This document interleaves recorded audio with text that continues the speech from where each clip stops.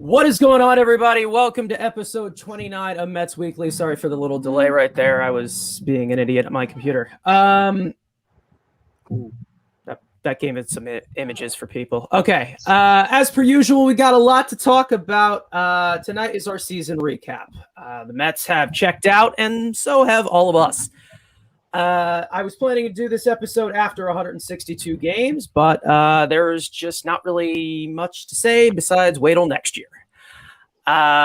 So before we get into everything, we have 5 lovely content creators on the screen with me. I'm going to let them introduce themselves. Let's start with Mets Talk with Hayden. What's going on, everyone? Mets Talk with Hayden is the name.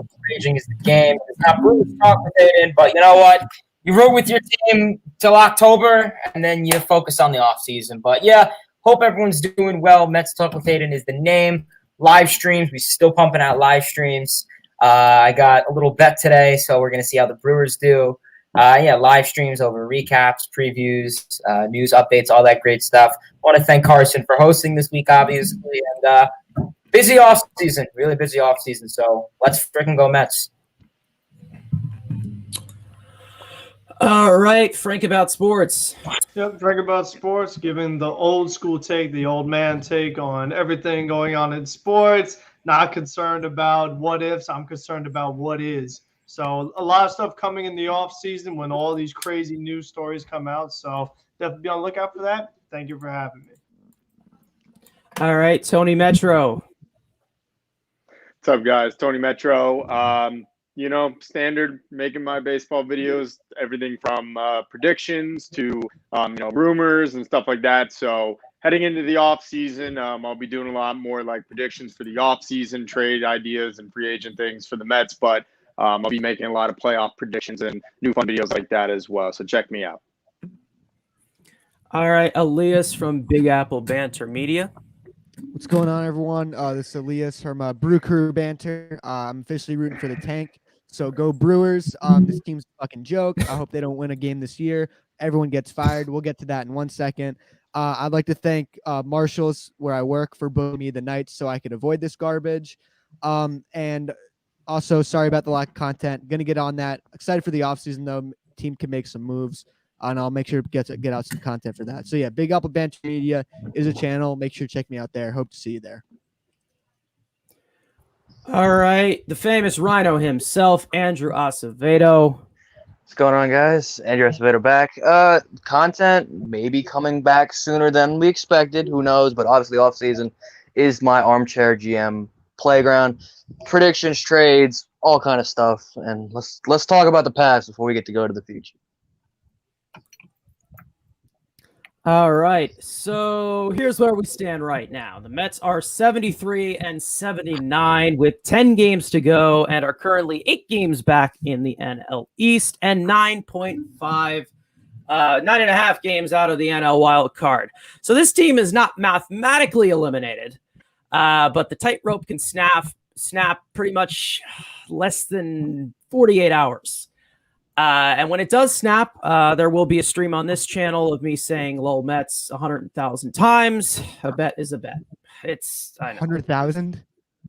I don't ask me who actually 10,000. Jesus. 100,000. Yep. Oh boy. All right.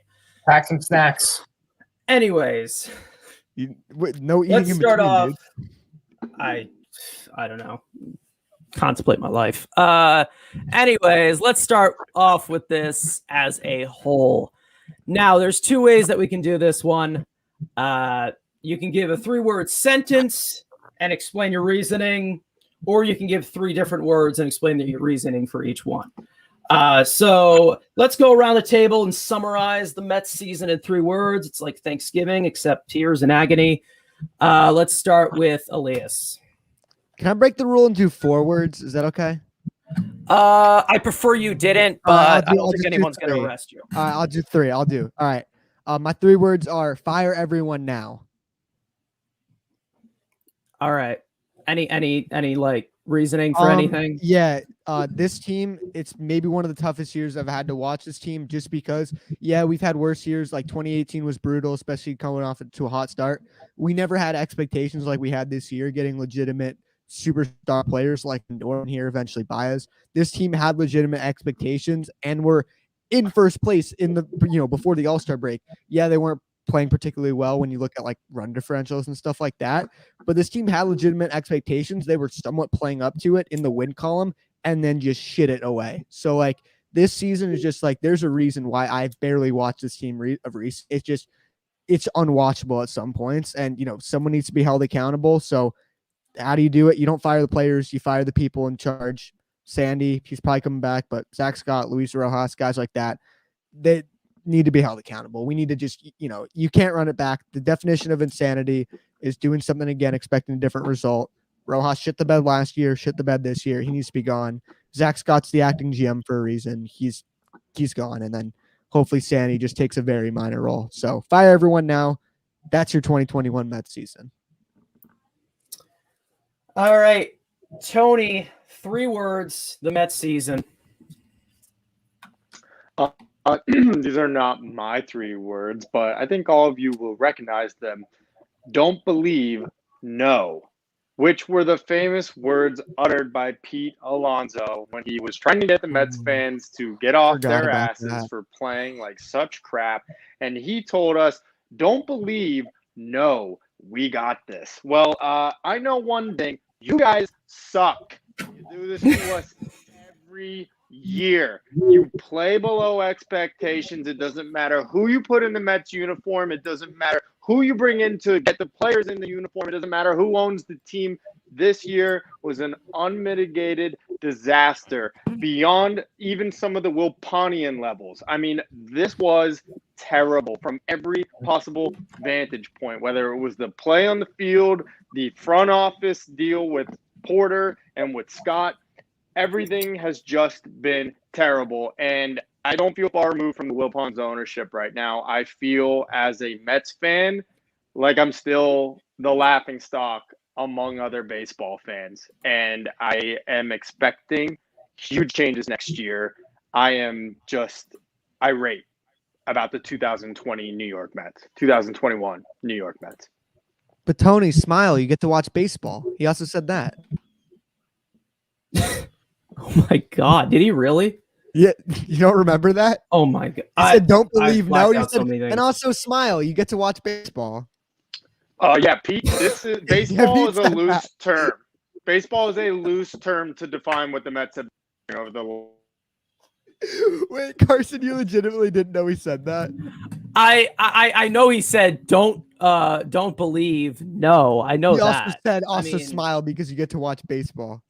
Oh dear Lord, it's a privilege to watch baseball. Pete, I love you, man, but no. Yeah, I mean, yeah. Pete can be a. 1 second. All right. The dumpster fire spreads to Mets fans' houses. Okay. Hayden, 3 words for the Mets season. All right. I got you guys. One of the most famous videos I think we will all know about. Oh. 2 seconds. On the count of 3. I'm gonna fucking kill myself. Yep, that was that. That's the Mets. That's the Mets. Okay. Short and simple. All right. No follow-up or no, that's it. You know what? Honestly, a lot throughout the Mets season that was taken during the Mets and Phillies game on Sunday Night Baseball, as we all know. I think that was like May 1st or the 2nd. It's the first month of the season, expectations were high. I remember one of us said all World Series moments have this, all World Series team have this moment. Yeah, it was Elias. I figured it was. And yeah, it sure did. Wait, Hayden, what were your 3 words? Sorry to cut you off. What were your 3 words? Okay, can I replay it for Elias? It was it was the clip. I'm gonna fucking kill myself. That one. That was. I think that was 5 words, but whatever. Yeah, obviously rough season. Third place team. That should be your quote. You started the third place team. Because they are Cardinal series. Yeah. Nobody believed me from the beginning, and I was right.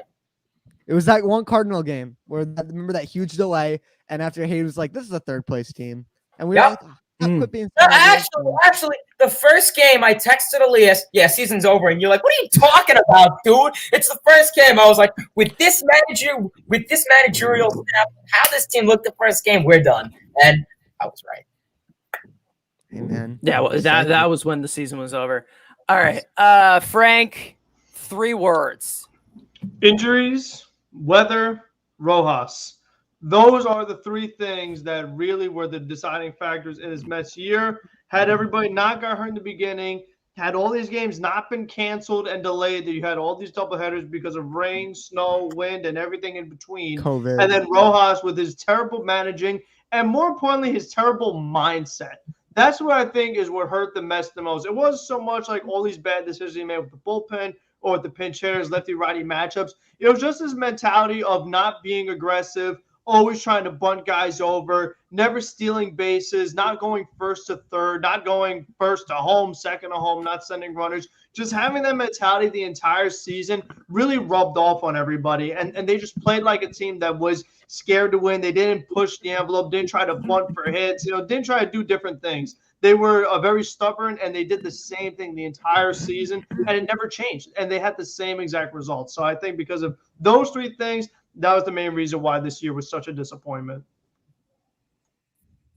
Andrew, the man of many words, 3 words. Oh shit. Hey, sorry. It's same old Mets. It's a mixture of everything we've said.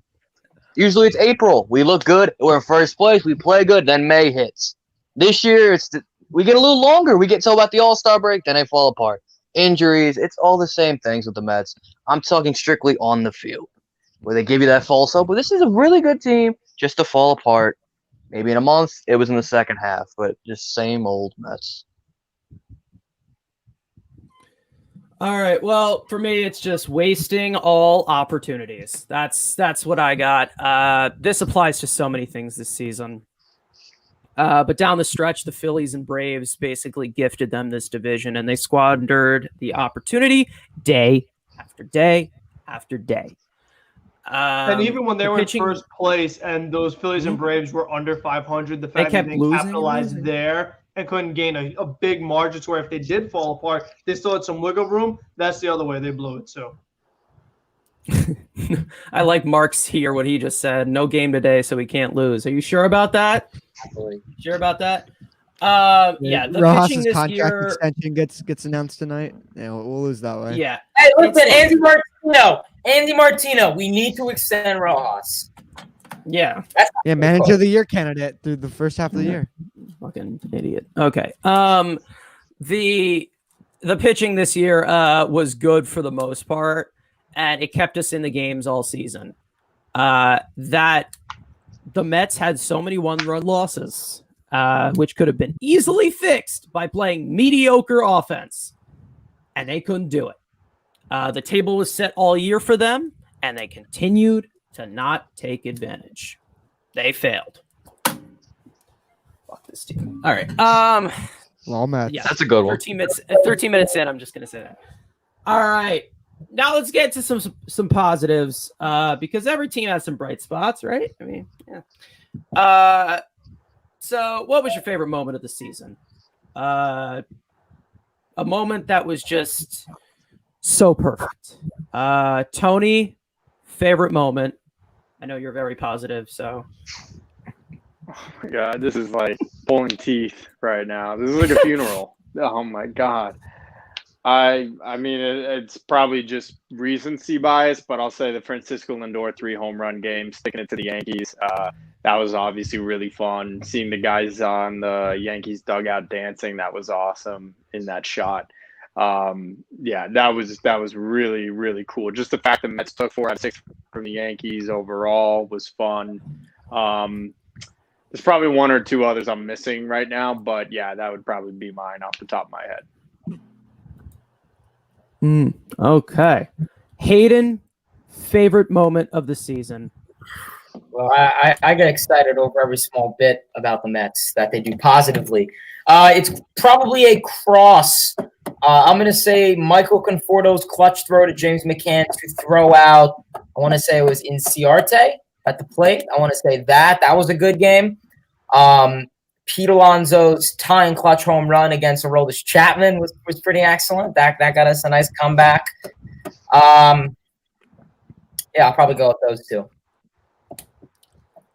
All right. Andrew, Favorite moment of the season. I mean, it's got to be Javi making it welcome to New York after the thumbs down gate, the walk off against the Marlins.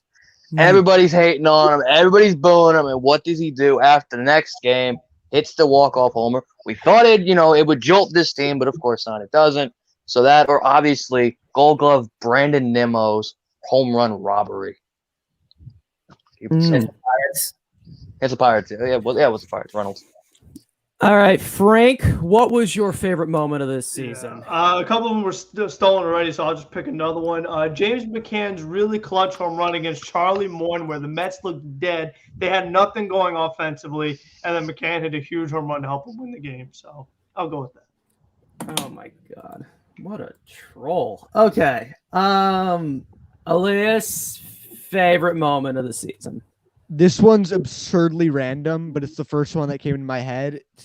Same note on the catcher side. It's when Mazika hit that walk-off against Baltimore. Mainly because I was with Carson and Hayden when we was watching that, and that was hype. But it was just we doubted him so much because it's like this guy who's never had any success, not even in the minor leagues, not even that, he's not a top prospect. He's just nobody and comes back. And the swing was terrible. Obviously, like it was a terrible hit, but I mean, it's all luck and whatnot. But hey, man, we won the game and he did his job. And that was really cool to see, a guy who's, on the older side of a minor league player who hasn't really had the success. That was cool to see. So I would go with that. Yeah, straight from the Amish country. Patrick Mazika. For me, I think I'll go with the Billy McKinney era. And there is something about this that was just so much fun to watch. The folk hero moments, just like Elias said, with Patrick Mazika, they're always my favorite. I don't know what it Fargus. is. Yeah, Khalil. Oh, yeah. That whole game was crazy. With Bench Jake Bob, Yeager, all that good guys, stuff. Yeah, and then they were all gone the next day. I mean, the Billy Joel montage that I was able to make, that was fun to do. He was such an easy guy to root for. Because he just comes out of nowhere, replaces an amazing player like Michael Conforto, and you're like, is he going to go up to those expectations? And he played very well. Better. But no, I would love for the Mets to invite him back to spring training. I don't think anybody's really fighting over him right now. Yeah, that was played him more than you would think. I think for a Dodgers team that's play a guys reigning like champion to give him so much playing time, I thought it was very interesting. They must see something in him. I mean, I saw something in him. He was awesome. Good swing, yeah. Now, you have a shade of happiness, and then you get knocked right down. Let's talk about our trademark. Embarrassing moments. Whether it's the front office, on-field play, the Mets always find a way to give their fans the fucking finger. So what was the most embarrassing moment of this season that you experienced? You have a lot of choices. So Sure. Let's start with Frank. For me, this one is pretty easy. The doubleheader against the Nationals, they blew the 9-0 lead. That one, I still, even though they won the game, I still can't go over. I was so mad that a team blew a 9-0 lead against the awful Washington Nationals in such a big game. It was just like so embarrassing. It's like, what other team could blow a 9-0 lead? The Mets have never come back from 9 runs, so why would they do it against a team that wasn't even that good? It was just really just suck. Everybody contributed. Lugo, just like everybody gave up runs. Everything about it was just brutal. They missed so many opportunities to make it more. I know they won in the end, but the fact they blew a 9-run lead drove me nuts. I was depressed the whole day. Even though they won, I was just depressed. It sucked. Yeah, I mean the Lindor homer in that game later on, it was a little bit better, but it was just like, nah, this game just freaking drowned on and on and on. And it was just sucked. Andrew, most embarrassing moment of this season. Yeah, I'm not gonna go with an obvious one. I can go with a Diaz blown save. I'm gonna stay, for me, is the Cardinals game this past week after the Lindor 3-homer game. The emotional high of that win, obviously beating the Yankees, obviously for the city is great. But then the next day, the Yankees go down 5-0, and they come back and win the game while the Mets get shut out by, guess who? Old buddy Adam Wainwright, lose 7-0 to the Cardinals and kill any momentum. And you would have, again, we keep saying it, something that would have jolted this team, and just to fall flat and just don't even show up after that kind of win. That for me, that was kind of the Okay, that's enough. Okay. Tony, most embarrassing moment of the season. I'm still thinking of one actually right now. There's too many to pick from. So why I don't can we go if you want. give it to Yeah, I can Elias? go real quick. Yeah. This one, I didn't really prep anything before this, so when you asked this question, I thought of one, but this was the most obvious. It's every game Albert Almora took an at bat. No, I'm just kidding. But no, this I wouldn't be mainly embarrassing. It's more the worst one for me. It's when Jacob Stallings hit that home run or the grand slam off Edwin Diaz. That's not the reason why. My power went out that night, and that sucked. It's my first time ever losing power, and we had a healthy lead when my power got cut, and that was also the night that the whole Nationals Padres shooting thing happened. So that put me in a shitty mood already. And so, I have my, I can't watch the game. No power, obviously. I got my phone. I got, LTE, whatnot. I check my phone. I check the score, and it just says Jacob Stallings hits grand slam off of Edwin Diaz. And I just sit at my kitchen table, just like I was in such shock, because Diaz had been really good up to that point, and just that everything that happened that night just added to that moment. And obviously Lugo was dreadful too. I missed that part obviously because my power got cut.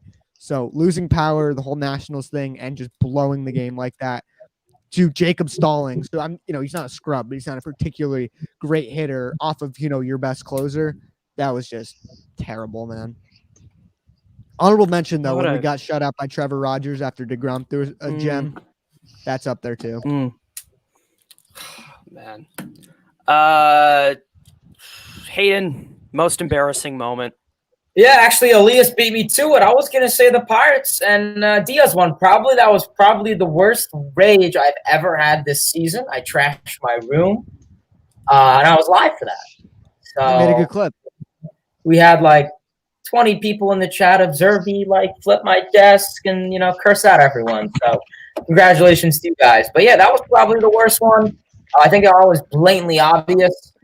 Like Elias said, you had a huge lead. And then pretty much once Stallings hit up the home run, I'm counting. I was like, wait, first base, second base, third base, that's 4 runs. And I was doing the math, and I was like, wait, is that a tie game or give them the lead? And then everyone's flipping out. And yeah, so that was a pretty bad moment. A couple weeks ago at the Nationals, that was a pretty rough moment. Even game 1, when I think Pete Alonso hit a ball that literally just died out on the warning track to Harper. That would have gave the Mets the lead or a tie, I believe. That was a game. I think that was game 1 of the season. So yeah, that one, the Jacob Stallings one, was definitely not a good moment. Or also when the Orioles destroyed us 15-2, that was a pretty rough game also. So, those are 3 to pick for. About that. The return of Mike Franco. Tony, you got an embarrassing moment? Yeah, I probably would have said that Pittsburgh game. That was rough, and I needed to get some spackle out of the garage and repair a wall after that one. So that was pretty rough. But going with a different one, it was kind of just like a succession, like a bunch of different games. It was when they failed to win 4 out of 5 versus Atlanta. They only took 3 of that series. They had a chance to win the 5th and final game. Then they went into Miami, lost 3 out of 4 to Miami. And then they got swept by the Phillies, fell out of first place, and never even got close to coming back to first place. So that 12-game stretch or whatever it was the nail in the coffin looking back in hindsight. And it was all right there in front of them. And this team just could not put it together. Seems like a theme every single year. Yeah, for me, this is the first one that came to my mind. This was the game in San Francisco when VR got picked off, didn't even move, and the camera just cuts to Rojas just smiling, like it's some sort of joke. You had your team falling out of a playoff race more and more every single day, and you just smile. When your player makes a mistake, I mean, that little league baseball players barely make. It just shows his sense of urgency. It showed how much he doesn't hold these players accountable. And just the loser mentality he has. He's a fucking loser. I mean, it's come to this point where it's like you can't beat around it. He's a loser. What do you mean? 10 He's more won, like, games. a bunch of championships in the minor leagues.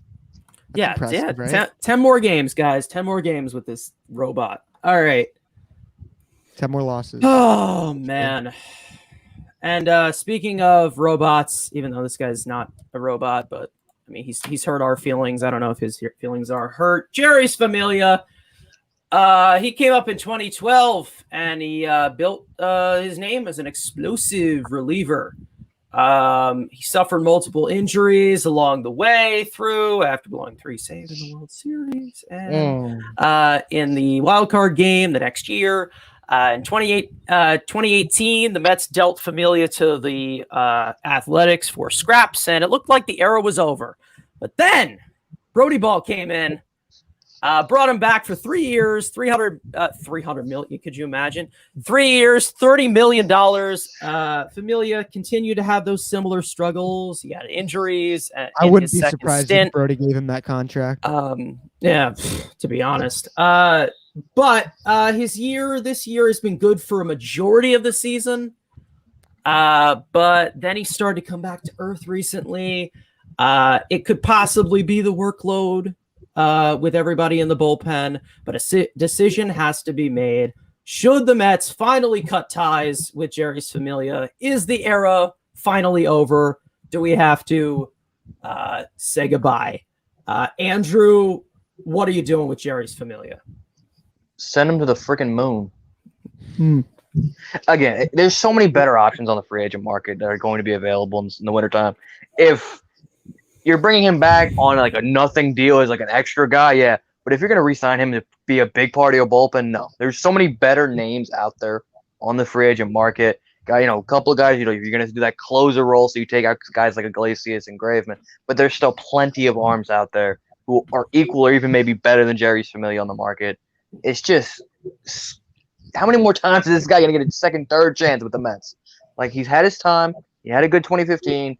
Just move on. There's like, it's kind of like there's more than guys than just people to play for the Mets. There are other teams to get players from. So. All right, Tony, is it time to cut ties with your favorite reliever, Jerry's Familia?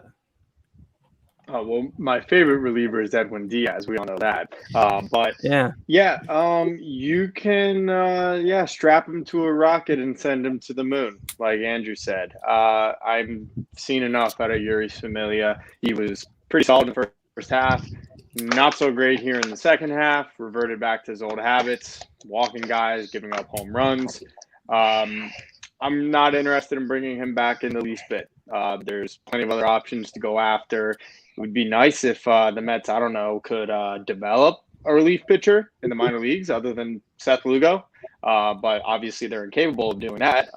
We had about 14 guys that Sandy acquired in 2017 and 2018, and not a single one of them panned out. Where's Drew Smith been? Haven't heard his name in 3 months. So, Familia, nice knowing you. Not really. Goodbye. Elias, what do we do with Familia?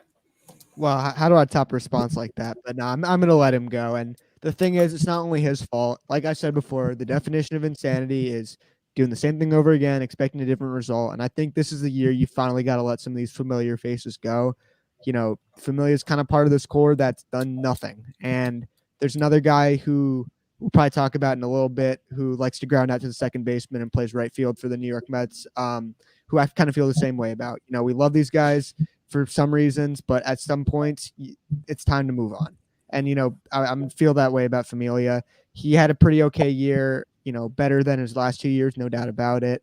I just think it's time to let some of these familiar faces go and just kind of move on and build something new.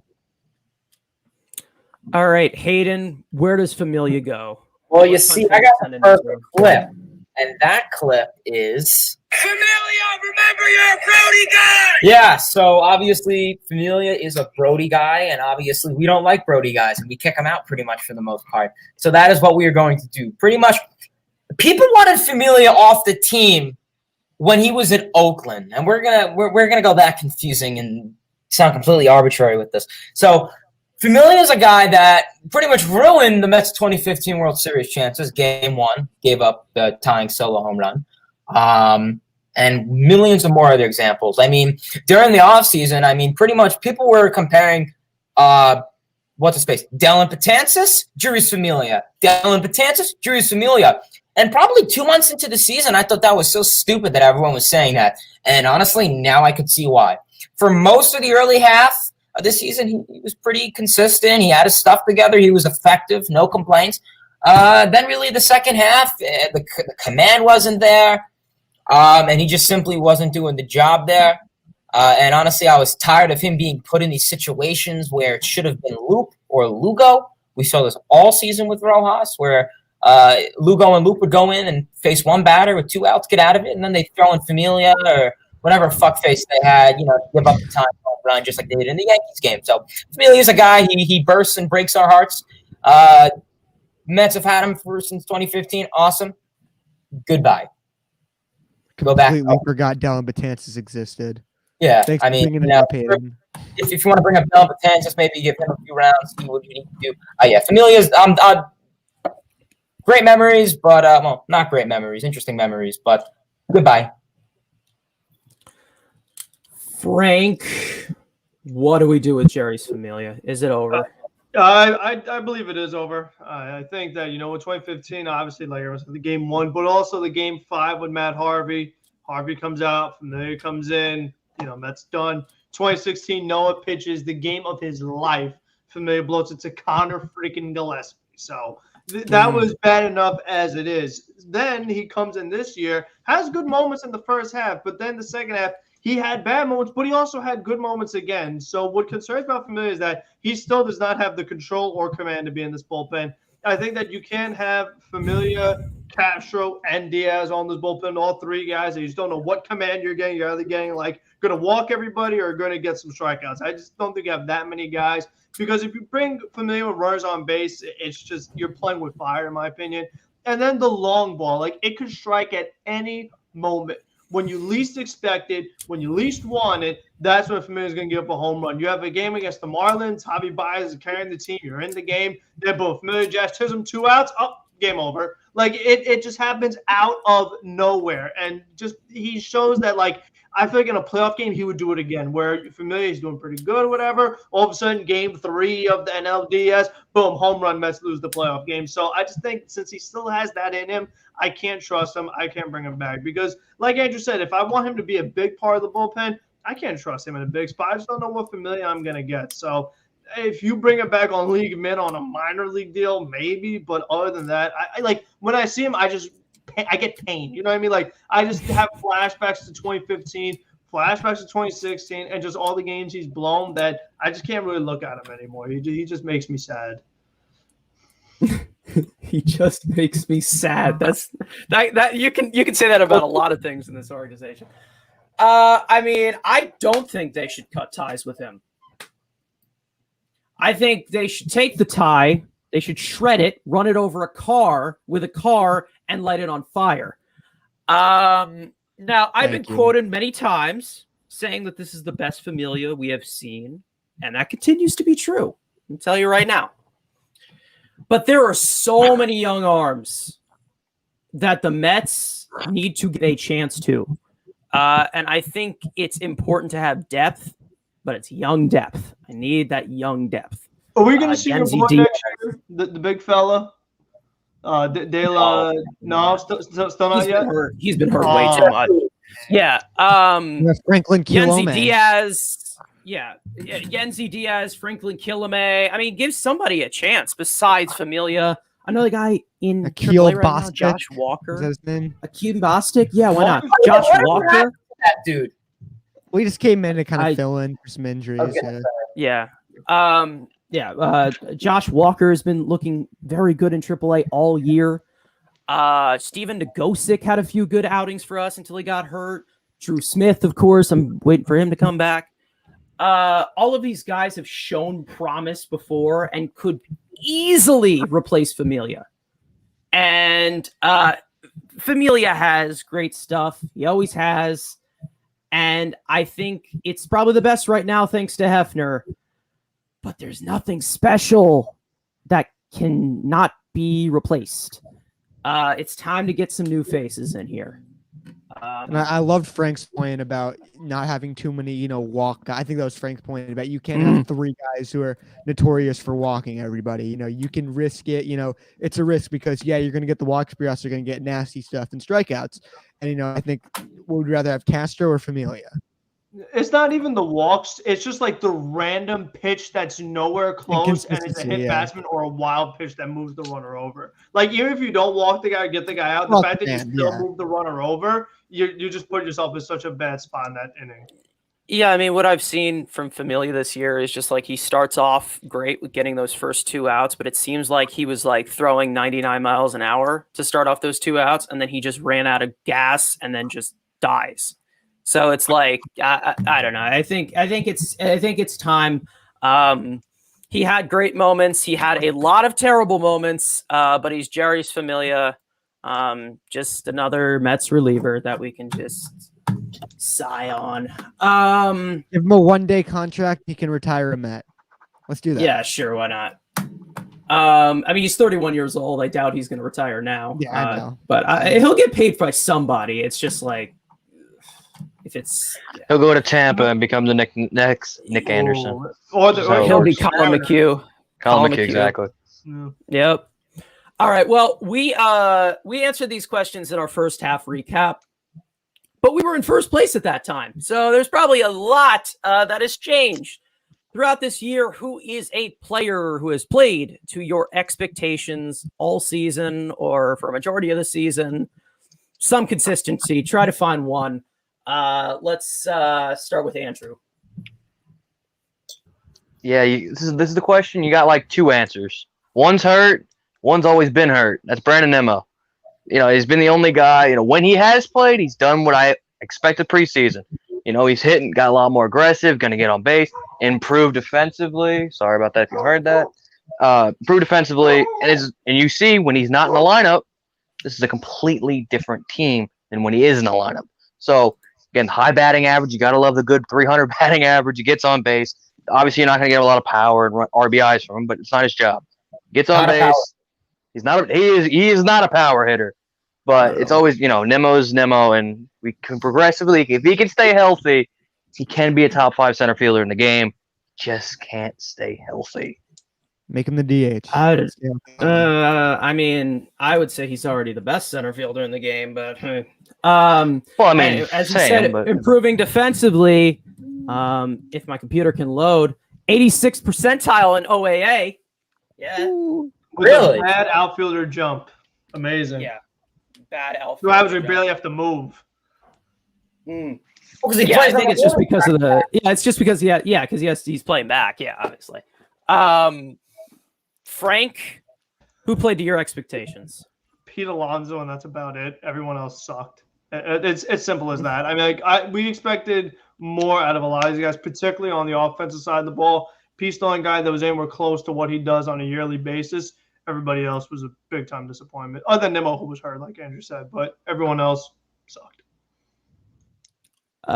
Hayden, to your expectations this season? Yeah, it's tough because, to be honest with you, way before the season, I thought everyone would have looked completely different. Honestly, this is going to sound boring, but I may as well just hop on the injury train with Nimmo. I mean, we all knew he was going to get hurt. In 2019, he had the neck injury. He was out for like half the season. I think Brandon Nimmo's been pretty solid average for most of the year. He's been a guy who, I mean, typically is a guy who typically just has a great eye coordination behind the plate. And now we're seeing him really start to swing at more pitches. So that's one little thing that I was kind of hoping for. And it did happen. He's starting to swing the bat more. He's starting to pull the ball more. And that's really been very impressive out of Nimmo. But I honestly expected him to bat 300. And yeah, So I'm gonna go Nimmo. Not many guys I could really say to expectations because I mean I think we all had a different outcome for this team. All right, Elias, to your expectations. Yeah, this is probably the easiest answer, but it's got to be Albert Almora. I knew he was gonna suck. All right. Yeah, I don't think we have to go any further than that. Tony, to your expectations this season. Doesn't say positive expectations. Does it have to be? All right. Yeah, I mean, I got to go with Pete Alonso. He was, in a bit of a rough stretch in the beginning of the year, but he's been solid this year. He's backed up his rookie year. I think last year was a throwaway season for everyone and everything. I don't believe in anything. I don't believe the Dodgers are real World Series champions from that year. And this season for me proves a lot of that right because it's so different from what people did last season compared to this one. Look at a guy like Luke Voigt and what he's done this year compared to last year in the 60-game season. But Pete Alonso really came through and has been pretty consistent all year long. He has those prolonged slumps, but I love his approach. He's back to that 2019. He's going the other way with the ball. He has his home run yesterday was ridiculous. To have that kind of power from pole to pole, I mean, it was an awesome show right there.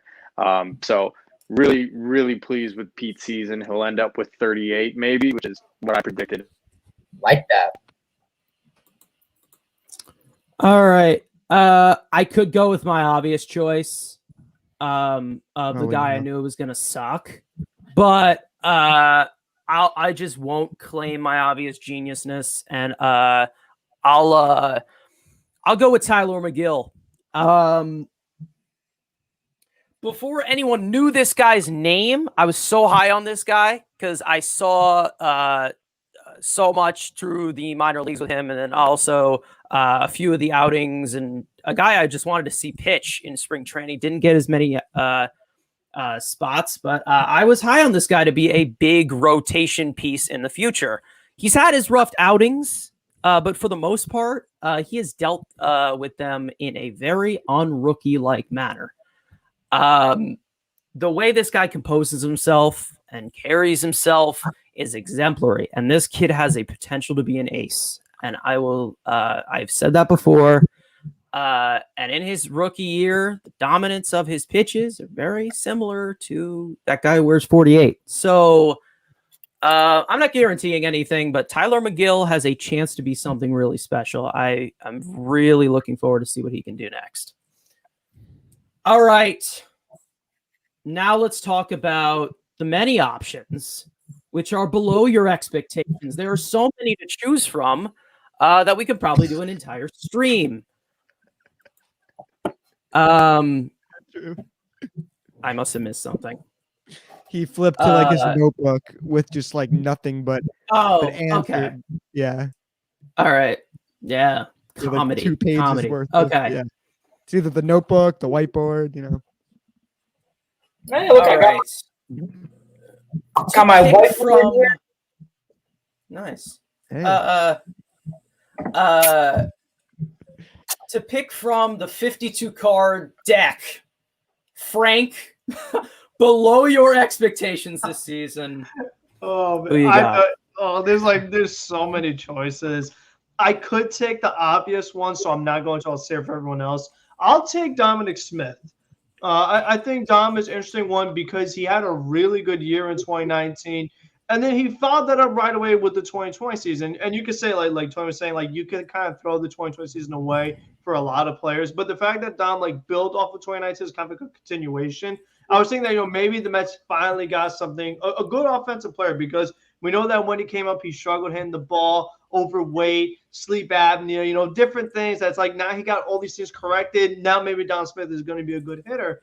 And in the beginning of the season, he was doing all right. But as the year progressed, he could just not get it done at all. No matter what you look at, basic numbers like batting average or even his baseball savant page, there's just nothing encouraging with Dominic Smith, like nothing at all encouraging offensively. And he's horrible defensively when they play him in left field, which is the only spot they can play him at because Pete Alonso's playing first base. And unfortunately, this team has way too many candidates to be a DH. So I don't even think that you could guarantee a DH spot for Dom Smith. And his offense this year didn't show him to be worthy of being next year's DH. So I think he was a big-time disappointment because I thought he finally figured it out. He was finally going to be this big-time prospect that he was supposed to be when he first got here with Rosario. So I think he definitely was below my expectations. All right, Elias, who played below your expectations this season? Yeah, I was gonna say Dom, but Frank kind of took all the points I was gonna say. I pumped the crap out of the Dom Smith stock. I was saying, hey, he's got all his issues settled. He made that progression. He's gonna be a beast this year. Laid a goose egg. For me, it's Jeff McNeil though. I mean, it's just he people, you see Instagram or Twitter every night. Oh, this dude is unplayable. What happened? We were talking about this guy being the best second baseman in baseball, and he was absolutely dreadful this year. I think, I don't know what happened, the running up the first base line after, while taking a swing, that's part of it. I'm not going to get into too much of the nitty gritty. We always talked about Jeff, his lack of identity, whether he wants to be a power hitter, whether or not he wants to be, an average hitter. I think he needs to hit the ball on the ground much less, focus more on line drives and stuff. If the average goes down, that's fine by me. Look at the best players in the league. They hit line drives. Jeff needs to do that better. There's so many freaking options on this team of the whole team underperformed. And it's not just, the players played well and the team sucked. No, the players played abysmal. And even when they were good, a lot of our core players were playing awful. So hopefully there's no, repeats, because I think we got a lot of options for this, the six of us to talk about. All right. Andrew, who played below your expectations? I mean, obviously I'm talking about James McCann. No, I'm kidding. Carlos Carrasco. This is the obvious. I was big on the acquisition. I wanted to get another starter in here. We all kind of saw him as like that number 2, number 3 starter in his rotation. Obviously, he gets hurt in spring training, and that sucks. And he's out for a bunch of months. And this man cannot get out of the first inning. And it's the crazy. Again, he sucks in the first inning, but then he'll give you 4 more, 5 more extra innings of clean ball, and nothing happens. This guy, I don't know. We were expecting this guy to be the number 2 behind Jake. Obviously, we know Noah was going to be out for some time, so we didn't expect Noah to be in the rotation. We thought it'd be DeGrom, Carrasco, Stroman, and out of the rotation, he's probably pitched the worst out of everybody in the rotation, minus maybe guys like David Peterson and besides that. But he has definitely underperformed to expectations that most of us had for Carrasco. All right, Hayden, below your expectations this season. Well, I wrote a list and it has like 80 people, but I think the most fair choice, Jeff McNeil was covered. Probably going to say JD Davis. I think a lot of people were pretty big on JD Davis. He was a candidate going to be DH if it is to come to the National League. JD Davis, what we've been seeing and what we saw in the Boston series was this dude can't hit a fastball. He swings at every single pitch that comes to the plate. And he isn't really doing anything much productive. He's not really hitting for power. In 2019, we saw he smashed almost 25, 30 home runs. And, could you argue he was a merchant of the juice ball? Something to consider. I think JD Davis is a fair choice. We saw at third base. He did make a lot of defensive errors, but that was in April and May in Chicago, in Colorado. It's cold. I guess your hands shiver, whatever. Give him some mittens or something. But yeah, defensively, he looked okay. Obviously, you can't really throw him in left field because imagine that. And he had that play in Cleveland. Yeah, look how he did it. He was like, but yeah, obviously, I'm probably gonna go JD Davis. I think is the most fair choice. I could argue about Francisco Lindor, but I just think that's more the contract set of value. So JD Davis is my choice. All right, Tony, below your expectations this season. Yeah, I was going to go with Francisco Lindor. We traded a haul for this guy. He's a superstar player. At least that's what we thought we were getting. And then, of course, we gave him that huge contract. And in the back of all of our heads, as much as we maybe didn't want to think about it, a lot of people were like, oh man, is this going to be another Roberto Alomar? Like, is this going to be another one of those big name guys, Jason Bay, we bring in, and then he flops here in a Mets uniform? And so far in his first year, that's exactly what he has been, a flop. He looked completely lost for weeks at a time at the plate this year, unable to get a big hit for most of the season. I mean, you know, maybe one or two big moments. I think he had a game-winning home run earlier in the year, and then, of course, the game against the Yankees 2 weeks ago.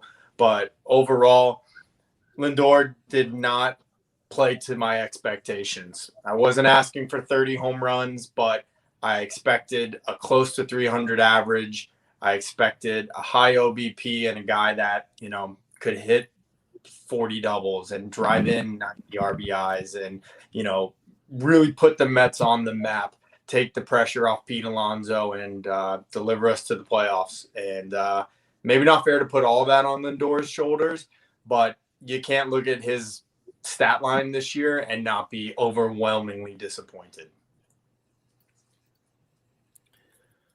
All right, well, I think you guys all did hitters. I'm going to do a pitcher. Miguel Castro.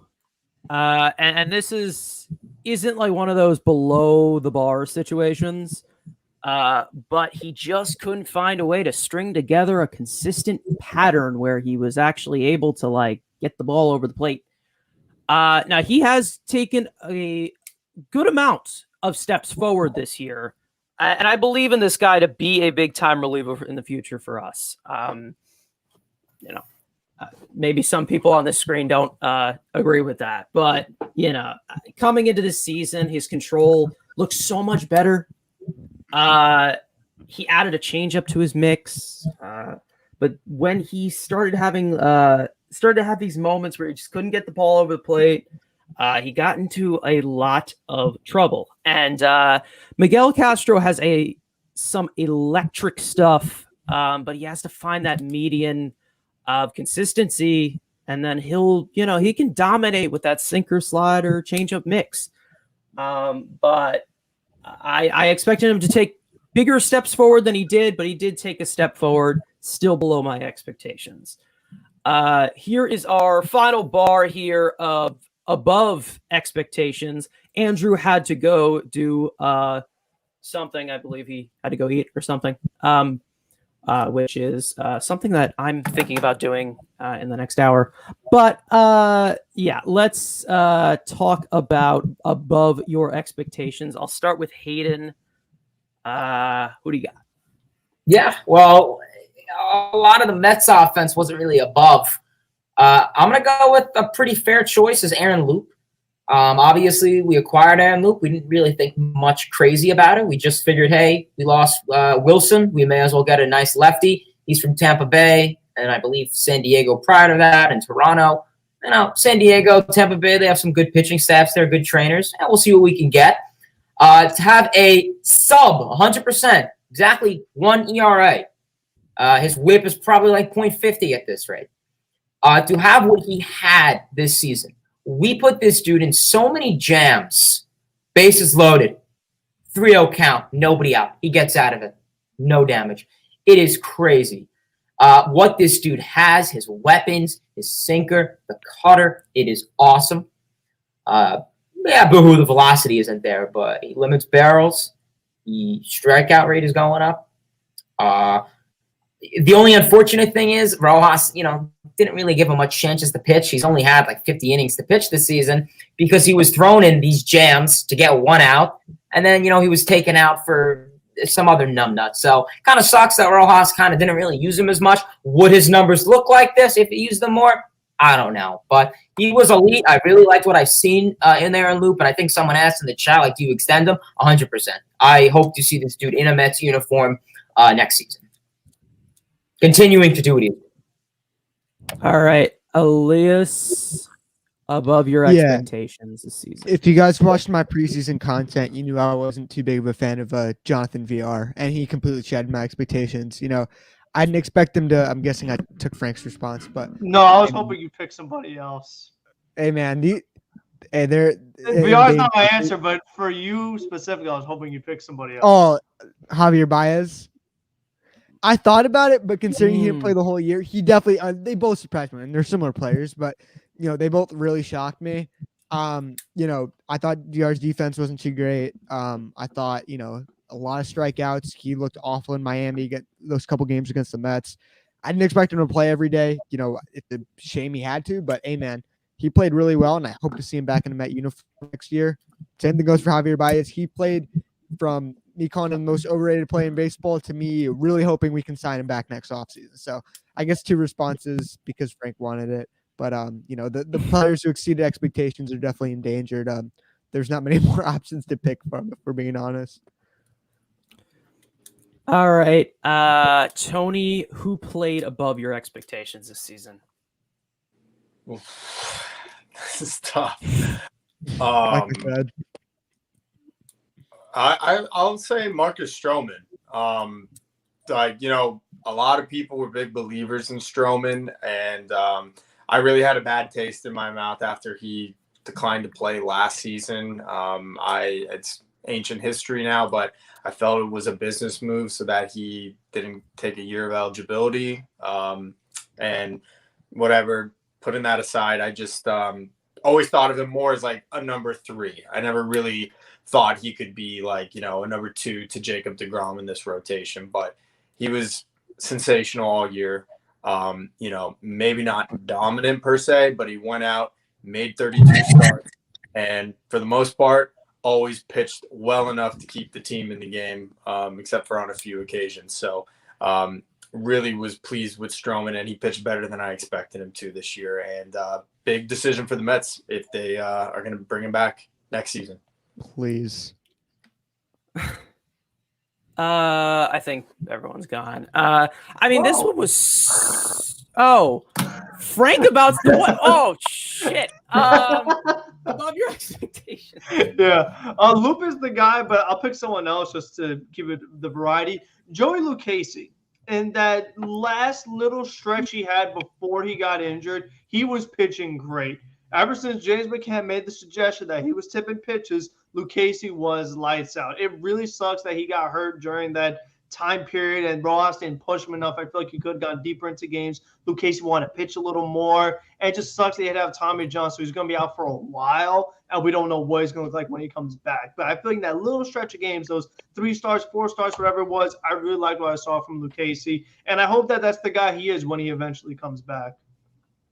I feel even worse skipping you because that was a really good pick. Response, yeah. This team has underperformed so much this year. I think like the obvious ones are the obvious ones because there's not many. So I'm going to go with somebody who just really impressed me this season. I'm going to go with Jose Peraza. This man was a fringe bench spot for us at the beginning of the season, and he's come in. He's spark plug off the bench. He's clutch. Yep. This guy not only is hit very well, but he also plays multiple infield positions very well. And 99% of the time, he came through for us when we needed him to be. There wasn't many opportunities, but he came through when we needed him to be, when this offense was completely dead. Jose Peraza, another guy, call him up, bring him back for spring training next year. He caught everything when he played second base. That stretch of games when he started, he caught everything. Like did he have any errors that stretch at second base? Like he was just jumping robbing hits left and right. I think his OAA was even good at second base. Like he was like 5 OAA at second base. Yeah, and in such a small amount of games. Like he was really solid at second base. He was in like the 90s percentiles, yeah. Yeah. Oh yeah. He looked so good. That home run off a Hader, I still am shocked that he actually made it. Was able that to the do first homer Hader gave up or first blown save? It was something believe like that. so. Yeah. Yeah, that was crazy. Yeah, and that's against a lefty. A lefty. The bench mob. The bench mob. Yeah. And it was to tie the game too. Like it wasn't even just like down 3 home run. Like it literally was to tie the game in a big game against Milwaukee. It's like garbage time home run.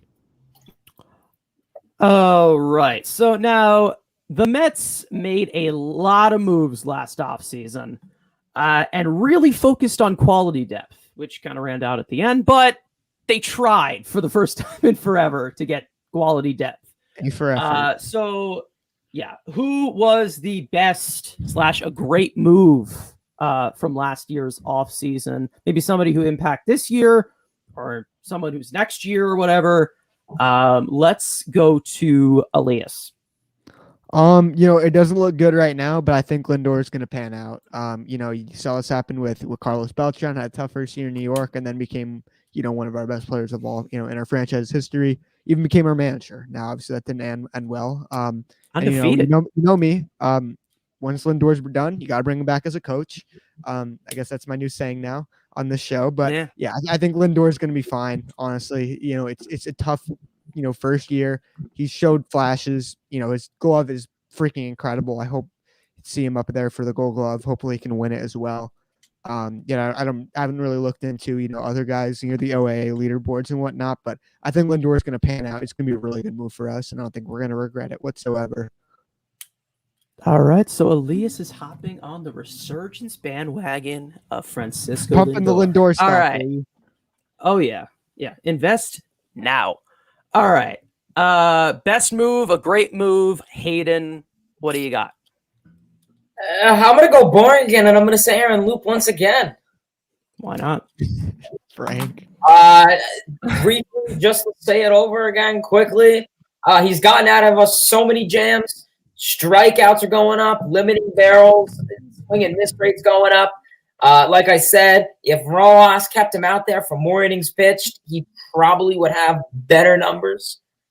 And yeah, I don't want to be repeating myself, but yeah, Aaron Loop. Best and great move / great move. Just had a stroke there. The not skipped Frank About Sports Now. What do you got? I really was going to say Aaron Loop, but now I have to come up with somebody else. Nope, there it is. And this was a really bad offseason when you look back at it. I mean, terrible. I'll tell you what, the next question is a lot easier than this question. I guess Khalil Lee, only because we gave up, was it John Witkowski to get him? Basically, Steven Matz, yeah. And now that we trade away PCA, Khalil Lee has become so vital to this farm system that and you know what? He struggled immensely when he first got called up, struck out every single time he batted, except when he got the big hit. But in the minor leagues, dude started raking, hitting a lot of home runs, good batting average. Obviously, the speed's already there, the defense is already there. So I hope that eventually we could get this guy on the major league roster doing some of those things he did in the minors, that he has the raw tool to do. So I think that compared to what we gave up and how important he is now and how important he's going to be in the future, especially what happens with Michael Conforto and some other guys, I think clearly was a really good move in the offseason. Yeah, still don't understand why Almora got more time than I don't get it. Yeah, we gave him $4 million, dude. He's got to play to his contract. Yeah. I'd pay him that to Sandy not Allison's play. Great GM, I hear. Yeah. Was he signed with Sandy? Yeah, he was. Yeah, he was signed. I think the day of the Super Bowl or something like that. I'm pretty sure. Yeah, day after. No, two goats rise, Brady and Albert Almora Jr. All right, Tony. Best move, great move of last year's offseason.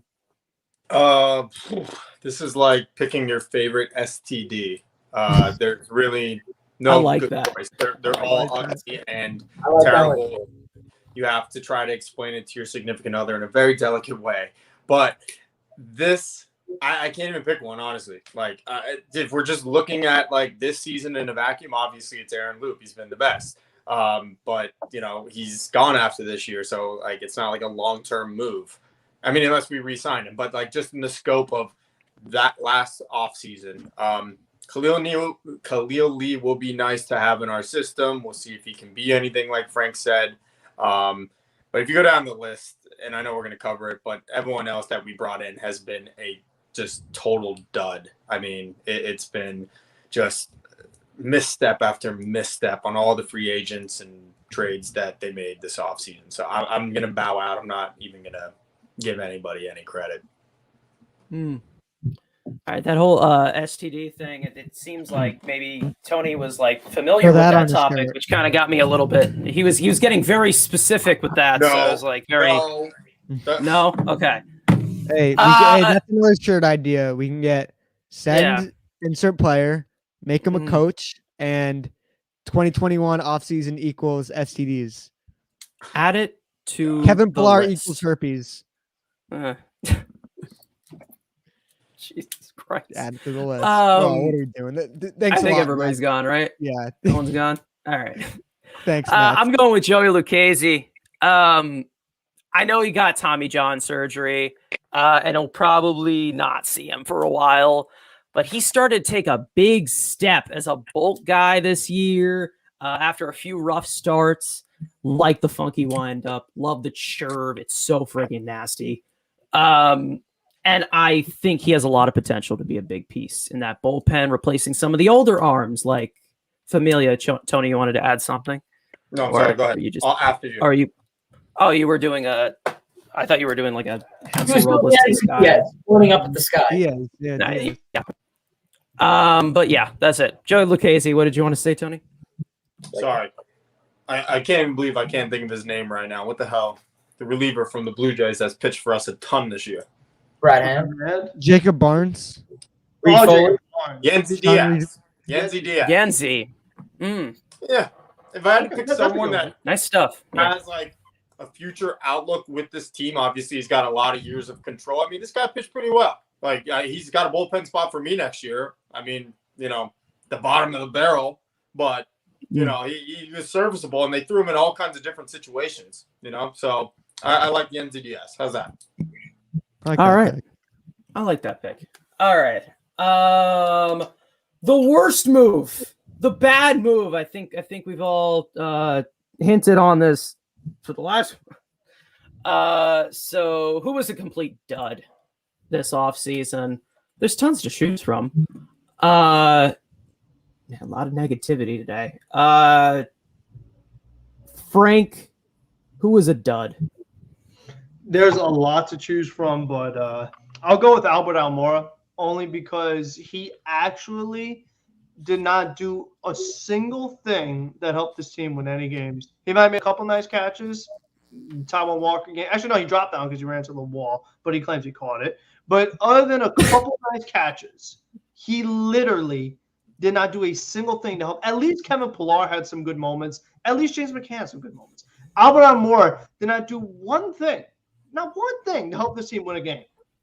That is the definition of a bad move.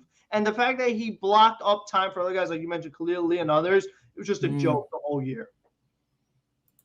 Oh, yeah. Fuck Albert Almora. That's another shirt. Hayden, negative 11 OPS plus, where 100 is the average. So that's 111% below the league average. Nice. Yeah. Nice. How does that Nice. And then Rojas has him back in a huge spot. Yep. Oh, but hey, man, he's With right. Brandon Drury hitting like a game-winning home run the same night in Syracuse or something. Yeah, Like, exactly. fuck, shit, man. That's a good Friday move. matchup. Hey, that's a good Albert move. Almora had to hit. Drury. Yeah, why not? Brandon Drury. He was like what was he, like the 6th-string first baseman for us or something? Yeah, Hey, third look, base. Brandon Drury will right never fielder. take the spot of the GOAT Pete Alonso. I don't know. played Freddie both ways. Freeman's He looking played nice more. on that free agent part. Nah. Hayden, worst move. Well, that's going to go the guy who played first base for maybe like 5 games and the primarily better guy than JT Realmuto and James McCann.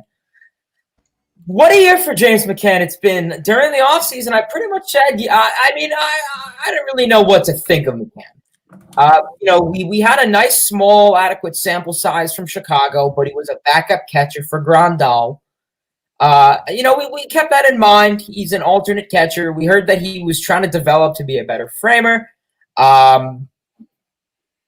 framing's got better the second half. But there's some pitches that are literally borderline strike zone, and he moves the glove like 10 feet. Communication with the pitchers doesn't really seem to be understanding. Overall, offensively, I think it has been a tragedy for him. Going to baseball savant, I mean, slugging, ex-woba, whiffs, chase rate. I mean, if you want to count sprint speed, offensively, this dude was terrible. Big double play. How many games were pretty much left on the line with him? The one that really sticks out is Atlanta. When you were down by a run and you had a runner on first, one out, nope, double play ended. Sorry. The fact this dude couldn't even pull the ball off the air to get a line drive, I mean, is launch angle anything to McCann, or you just, keep it in the negative and keep it on the ground? Just situations this dude was put in. I mean, for getting, 4 years worth that contract, I just don't think he is worth it. I looked at the stats between him and Jason Bay. I shared that in the chat, and they are very similar. The slash line and the WRC plus. Simple. Just make him a coach. Very, very similar. Very similar. Maybe like 1 or 2 numbers off, but similar. Let's make him a coach. Yeah, modem. Oh man, Nice, I looked. Same chase rate I as was. JT Muto, by the way. What's it called? I was curious about how bad Almora was in 120 innings of baseball played. He has a negative 0.7 0.6. Oh, he's a little bit better. Negative 0.6 F4. I don't know how the fuck that's possible because he's literally played like 1 inning. There's been times where he's just playing like 1 inning per game. So it's like just to play the field. Yeah, -9 WRC plus. So he's what a goat. He can't even create a weighted run. You have to. He can't even create a weighted one. He can't. Yeah, he scored 3. He didn't have an RBI this year, right? One. He doesn't have one. He had 0 RBIs. Yeah, 0. Does he have? Zero. Did he hit a home run? No, 0 RBIs. Did he get robbed once? I think he was robbed once. Who cares? Did he get a I double? didn't deserve it. He hit like 2 in spring training, right? He did. Spring training. Did A he lot of hit any doubles? Yeah, I think he might have had a double. Here's a question: did he get Maybe. on base? Yes, he had a few hits. there we go. 148 on base percentage. He had 6 hits this year. Who? Nice. Almora. I was actually present. I was present to see 2 of The those. Miami game. Yeah. I was present. The game that I saw. Awesome. Did we really have any expectations? Like, yeah, it was an awful move. Did we really expect anything? Like, I didn't expect him to be this bad. I didn't expect him to be a war criminal. RBI. That's fair. I didn't expect him to be a war criminal. Yeah, at least 1 RBI. Why not? I mean, jeez, get one, dude. Talking about RBIs, that's when you know you. Why not? I mean, that's terrible. Like, I can't even defend him with like anything. That's fucking terrible. Okay, bad mood for me. I think we all know what I'm gonna say. James McCann, fuck the guy. All right, let's move on because let's talk about another bright spot. What happened now? You didn't get me. Oh, I'm sorry. Good, terrible move. Or Tony, yeah. All right, this one pains me to say because I was hyping this dude up and he seemed to be proving me right at the beginning of the year. That's Taiwan Walker. It's too much of a coincidence that when the sticky stuff ban happened, he started to implode. You know, when I think guys who implode, it's him and James Karinchak are the 2 guys that come to mind. Karinchak got sent to the minor leagues. That's a whole different story. But, Walker, I love, the guy's got, awesome personalities. Seems like a really good dude. But, man, just after that ban, he fell off a cliff. And we got him for what, another 3 years? No, 2 years. One more year, maybe 2. It depends on if he accepts it. Well, if it's a player option, he's taking it because if he pitches awful again. What even is the option? Is like 12 million? What is it like? Yeah, it's not much. And I'm not saying I'm like all out on him. Like I think he could bounce back. It's just like it just worries me that when the sticky stuff ban happened, that's when he started to implode. Did I skip you too, Tony? Yeah, for bad move. Well. Oh God, I'm losing it. That was a bad move right bad there. Move. Huh? I mean, I want to go with someone different, and it may not be the worst move or a bad move per se, but it was definitely a disappointing one. And for me, that was Trevor May. I kind of expected him to be a lot more shut down than he was. I really thought he was going to be the bridge from the 8th inning to Diaz in the 9th. I thought he'd be shut down in the 9th if he was called upon to close. But, he, for the most part, the season wasn't terrible, but he had some rough outings.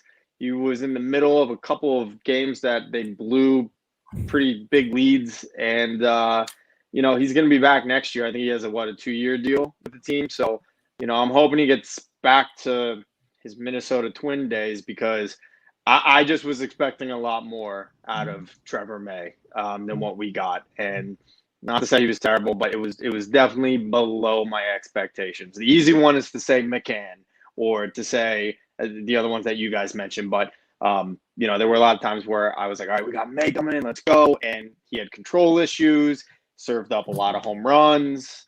So, I'm hoping he's going to have a better season next year than this one. Yeah, May never really made me feel comfortable. Like when he came in, it's like, all right, May, let's hope he has it tonight. Better than someone in the Phillies. Pretty much, yeah. Which is not what I was expecting when they signed him. We heard great things about May. Yeah. And this was like a prime reliever First free outing, agent. After Liam Hendricks, and there's probably 1 or 2 others I'm missing from last year's free agency. This guy was a prize. And yeah. Well, anyway, it was a little underwhelming for me with Trevor May. Yeah. All right. Well, I think I already got take longer naps before the game. Shock the world. All right. Let's go to positivity again. It's probably been said already because there's not many options. Who was the MVP of the 2021 New York Mets? Let's start with Tony. Oh boy, Gary DiSarcina. Nice, without a doubt. I like it. Wow, that guy is unbelievable at third base coaching. It's crazy. From wire to wire, let me just say before I actually give my answer, that guy was a terrible third base coach. Literally from the beginning of the season all the way up until the other night in Boston. Wow, I can't wait till he's gone after this year. Mets MVP for this season, it's probably got to be Brandon Nimmo. I mean, he's one of the few players that played up to expectations. The health thing kind of takes away from it all because he missed a lot of time. But when he was on the field, Brandon Nimmo was tremendous this year. And just to share a quick story, I had a friend here who's a Dodgers fan, older guy, and he was like, oh, that Nimmo kid, geez, he does everything. That guy does everything. He's a great player. I was like, yeah, no, we've known this for years, but it's really cool now to see other fans around the league taking recognition of it. And we really should realize how special the player he is. Criminally underrated, yeah. Yes, so underrated. I mean, I made a whole freaking video about that. If y'all want to check that out, comparing to one of the all-time greats that he's pretty much emulating throughout his entire career. Frank, who's the MVP? If he had stayed healthy, I would say Jacob deGrom. But I'm actually going to go Marcus Stroman, only because Stroman made it throughout the entire season, which only very, very, very few players can say that. And for the most part, he did have good starts. I mean, up until the last start against Boston, his ERA was in the 2s. It was top 10 for most of the season. And in most of his starts, he still went 5 innings. And he did have some matches where he did go 6 innings, 7 innings, 8 innings, 9 innings. So, and in a year where the bullpen got so taxed, and you really saw it take into effect at the end of the year where guys were overworked, there were some games like the Cincinnati one where Marcus Stroman really saved the bullpen by giving the team length and being able to get through the whole game and have them be available for other games. So I think the fact that he made throughout the entire year with this training staff, I definitely think that Stroman was an MVP for this team. Yeah, I think Stroman is his own trainer. I think he sees how many injuries there were this year, and he's like, "Don't get the fuck away from me." Every time when they talk, he's like, "Get the fuck away from me." His conditioning is insane. Yeah. Oh yeah, he's nuts. He's so entertaining to watch on the mound. Like he's just always moving. It's crazy. I got to see it live earlier this season. Elias, who's the MVP of mediocrity?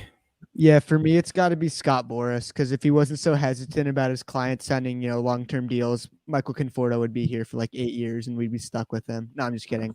For me, it's got to be, Pete Alonso, I guess. But the whole don't believe, no, that just leaves a bad taste in my mouth. He played well. He wasn't this elite player, but he played really well. 35 home runs, I think he's at right now.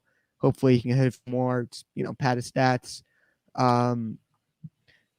Hopefully guy was going to get extended soon in the future. That you could tell there's really no options to pick from. DeGrom, even though he missed the majority of the year, he was incredible and he drove in runs too. He was clutch.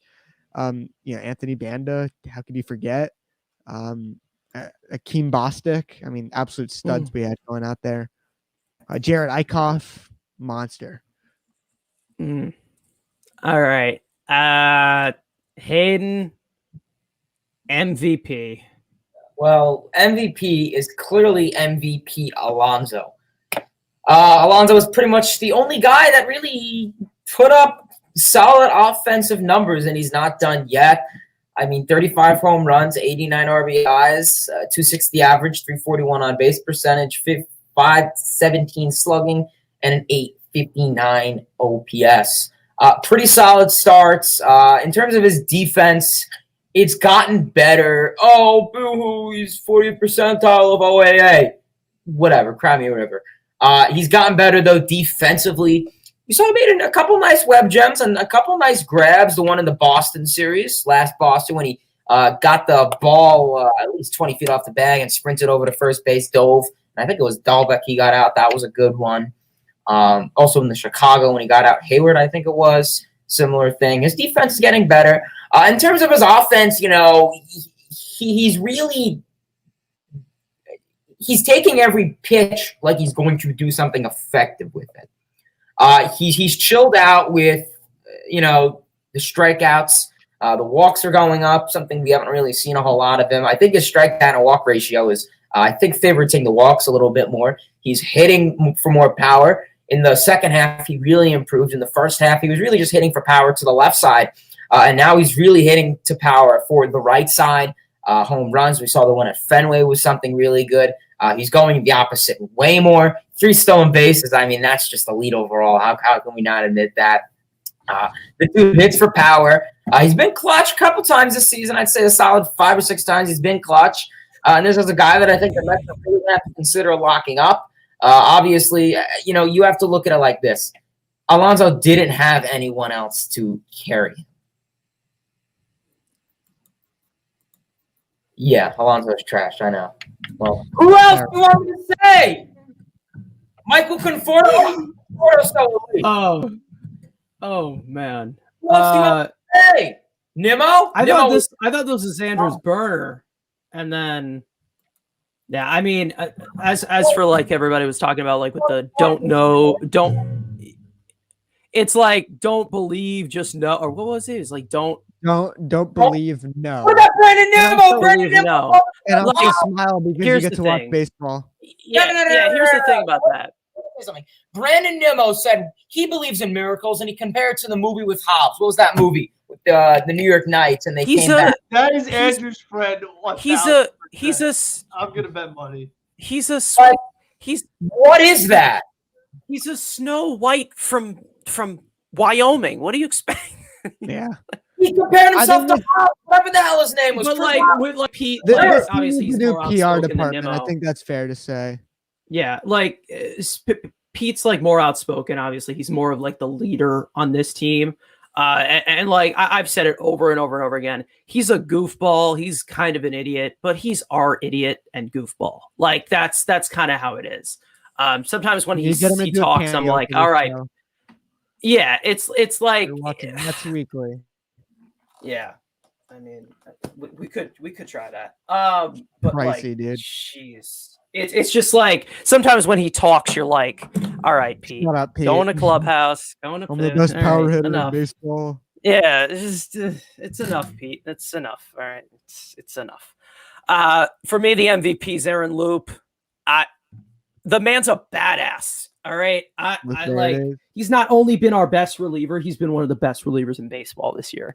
And I need this man back next year with the lack of lefties that we have. Our second best lefty is fucking Brad Hand. Please bring this guy back. I need this guy to get paid this Yeah, offseason get another by the lefty, New York please. Mets. Oh, yeah. Absolutely. Take the load Bring off back of him. Justin Wilson. Justin Wilson, bring him back, man. Why not? Okay. Now we'll get a lot more opinion. I mean, we've done opinions all whatever. Shut up, Mets fan. Okay. After this season, let's talk about next year. Let's we've seen the results, right? Let's do a little projecting. Let's dive into the analytics, advanced analytics lab. All right. Now, so who is the most underrated? I'm having a stroke. Underrated player on the Mets roster going into 2022. Hayden, I'll start with you. Underrated. Underrated guy going into 2022. Damn, you threw me on the spot. It's kind of hard to judge.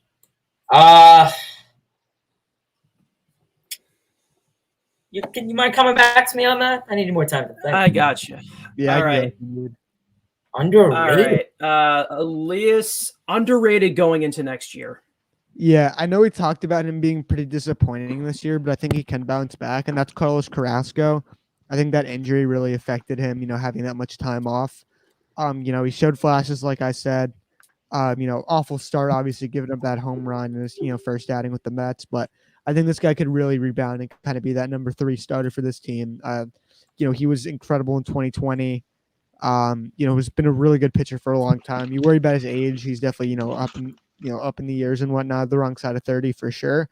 But I think he could be a pretty good piece to this rotation. All right. Tony, most underrated player going into 2022.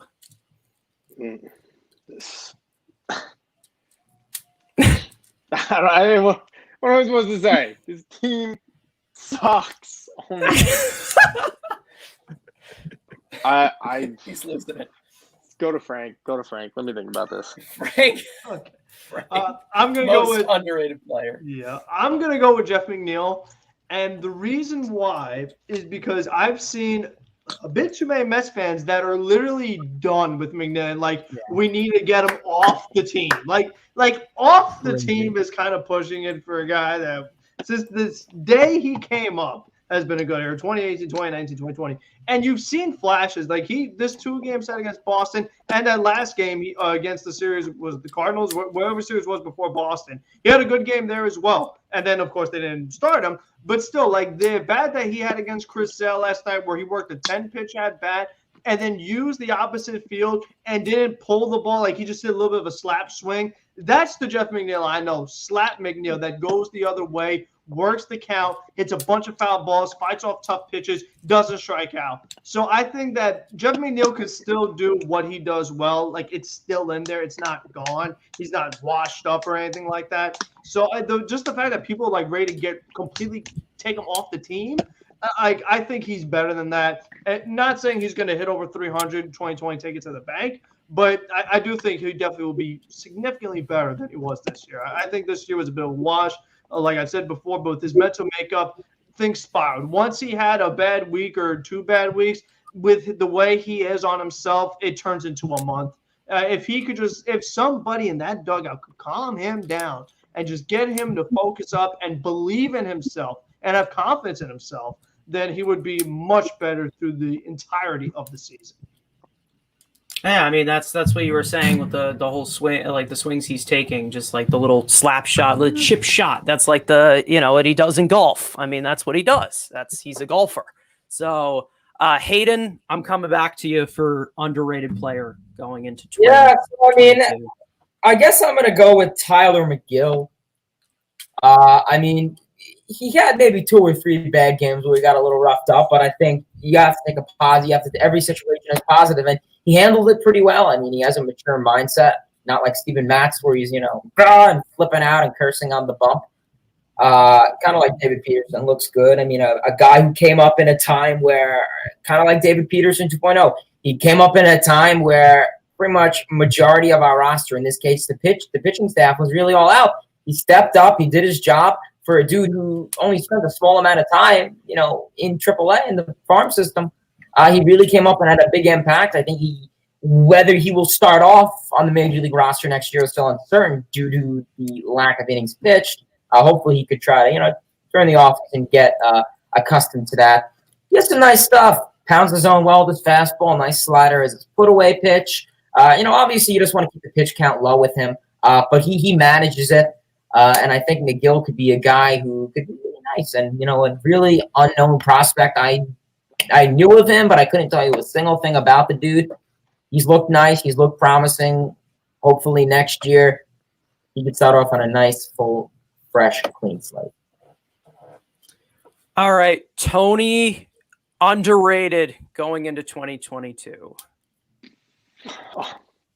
I had someone in my head. I don't even like this answer, but I need to give one. I'll just say J.D. Davis. I mean, he didn't play great this year, but I thought he actually hit decent when he played. Like, I think he's one of those guys, though, that kind of needs consistent playing time to show his true value.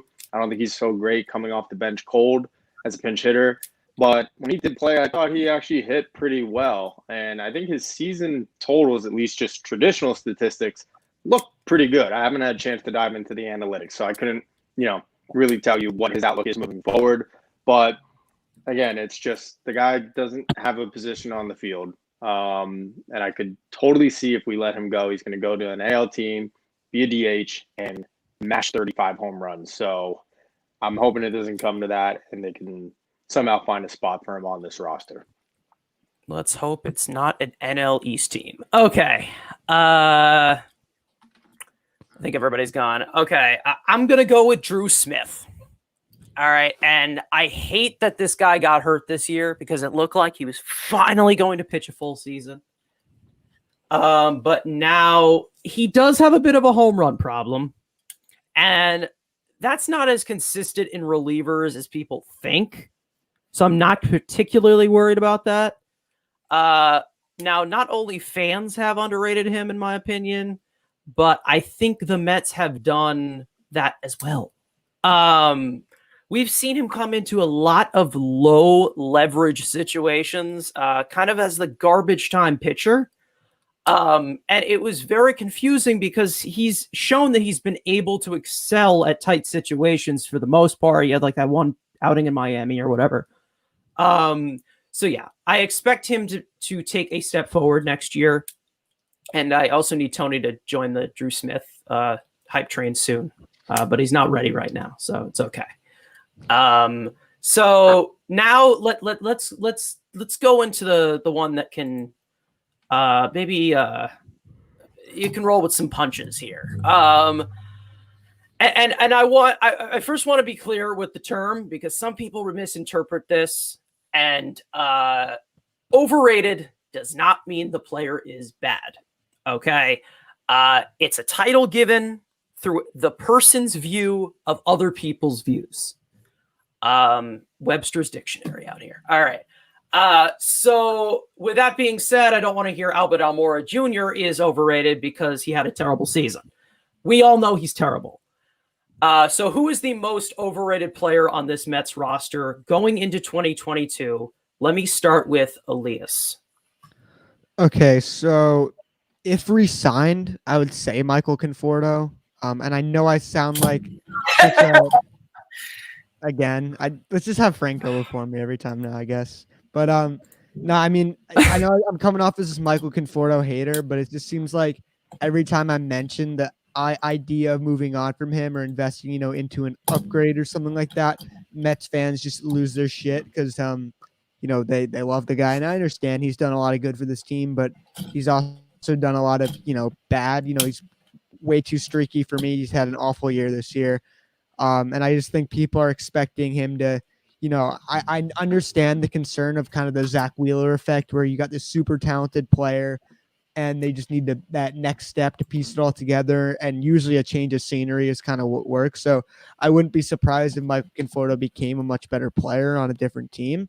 Obviously, he's not guaranteed to be on the team next year, but if on the team, I would have to say him. Do you want a response of a guy who has a guaranteed spot on the team, or is good enough? Yeah, I mean, they're probably going to force to try and bring him back. So I would say he's still a Met. I mean, he's currently in a Mets uniform still. So yeah, that can work, even though it is completely wrong and terrible. Exactly. My point. Mets fans getting at it after me. This one especially, the one named Mets fan. Let's get a little defensive about his boy Michael. So let's go to Hayden, most overrated player going into 2022. Let's hope this doesn't go in a direction that I'm hoping it's going into. Well, you got some interesting choices. To be honest with you, I really can't think of anyone off the top of my head. I'll just spit out Carlos Carrasco. Personally, I could just easily see Carrasco. I mean, when we got him, I mean, the main goal the Mets were shooting for was pitching. So obviously that was the big benefit of it, where shortstop we kind of had laid down. But I don't know. I could just easily see Carrasco being the guy who pitched solidly, really no complaints, just coming to New York and then just completely sucking. Yeah, it's a small sample size, sure. I mean, 2020, he looked good.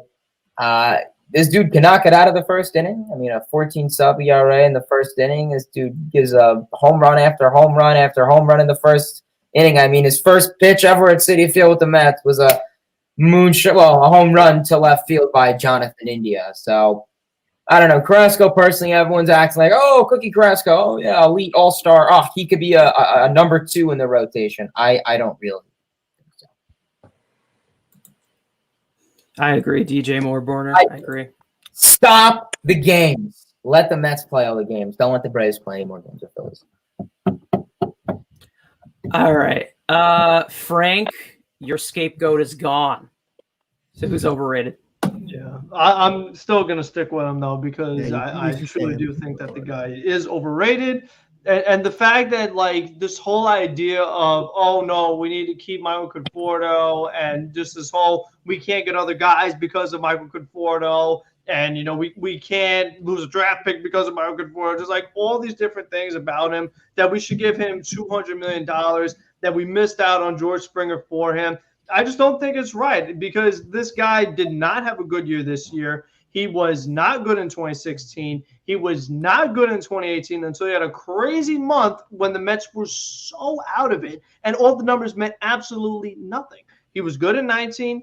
He was good in 2020 where it didn't matter. It was good in 2017. But the fact that, like, Conforto was good in 17, but then bad in 18, and it was good in 19 and 20, but bad in 21, it just shows me a lack of consistency. So I think that if I give him a 6-year deal, a 7-year deal, I'll get a couple good years from him. But I'm also going to get some bad years from him, where I know that there are other players that year in, year out are going to be good. So I just don't think that I need to prioritize him over some other players. I mean, if I had to get a Chris Bryant, if I had to get some other guys, I think they could fill the void. And, like, he wasn't just kind of bad this year. I think he was really bad, because the fact that Michael Conforto could have got the extension kind of like Lindor before he was actually a free agent. I mean, can you imagine what Met fans would be saying right now if they actually gave Conforto the extension and he played like this? He probably went up because of the pressure, per se, of the contract year, but still, it's just that I feel like this stuff is going to happen. He did not show me an ability to change at all. He did not build on what he did in 2020. He still is pulling the ball like crazy into the shift. It seems like every time he gets a big hit, it's when he goes the opposite field, and the very next at bat, he doesn't use the opposite field. He did not try to bunt for a hit a single time this year. Despite how much he struggled, he didn't even try it once. And the fact that you wouldn't want me to try something once tells me everything I need to know about your approach. I think he's stubborn. His defense, he makes some good plays, but metric-wise, he's not a good defender. He chases a good amount. So I just don't know. He'll draw you some walks. Great. But when I have a couple runners on, I need Michael Goodford to drive those runs because the guys behind him are going to do it. If I bet you in the middle of the order, I need you to bring in RBIs. That's just like he might just not be a good fit because if you're a guy that should be at the top of the order, I have Brandon Nimmo. I have Francisco Lindor, maybe even Jeff McNeil. So I don't need another leadoff hitter. I want a guy in the middle of the order where a lot of these other guys, they strike out, they don't drive in runs. So I just think that it was a bad year. And there's some people, one guy in particular, not you, Mets fan, but there's somebody else that keeps saying, oh, definitely reset Michael Porter. Oh, yeah, for sure. I just don't see it as a slam dunk, no-brainer. Like not even Crawford. I'm just giving the $200 million now. I just don't see that. But there is someone, a pretty prominent person on Twitter that has said that. Yeah, I again, this whole free agency, it's a trending pattern. If he's going down, the value is going to go down. That's just how it is. Even though, like, at the end of the day, I do believe he'll prove that he's worth that money, but you can't give it to him now. That's just like, it's just that's how it is. Tony. Most overrated player going into 2022. I hope this doesn't go in the direction I think it's going in. Oh, it's going exactly where you think it's going. And that is good old, reliable, dominant, top 3 reliever, Edwin Diaz. Edwin Diaz, look, when you ask most overrated, there's a difference between, who was the worst this year or like overrated means like, who like you see getting pushed up the most by pundits and by fans. And I'm sick of hearing about the metrics about Edwin Diaz. I'm sick of people telling me, oh, well, other big-time relievers blow saves. He blew 5 this year. You know who else did?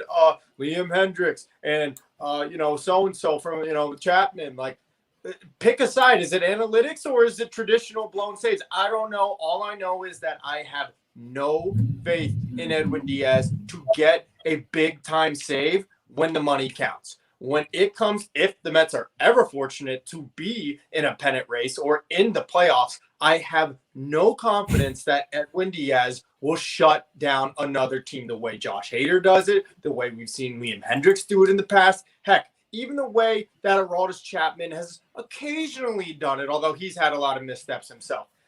I just don't have the confidence in him, and you can spit all of the metrics out of me, and I'm not attacking you personally. I'm saying anyone that's a defender of him. He's a good reliever, yes, but he's not a dominant closer, in my opinion. And if the Mets, like I said, get lucky enough to be in the mix for the playoffs next year, I still will never have faith in this guy. I've seen him fail too many times. And a dominant closer to me is a guy that shuts the door in big games against big teams when all the money's on the line. You tell him, Tony.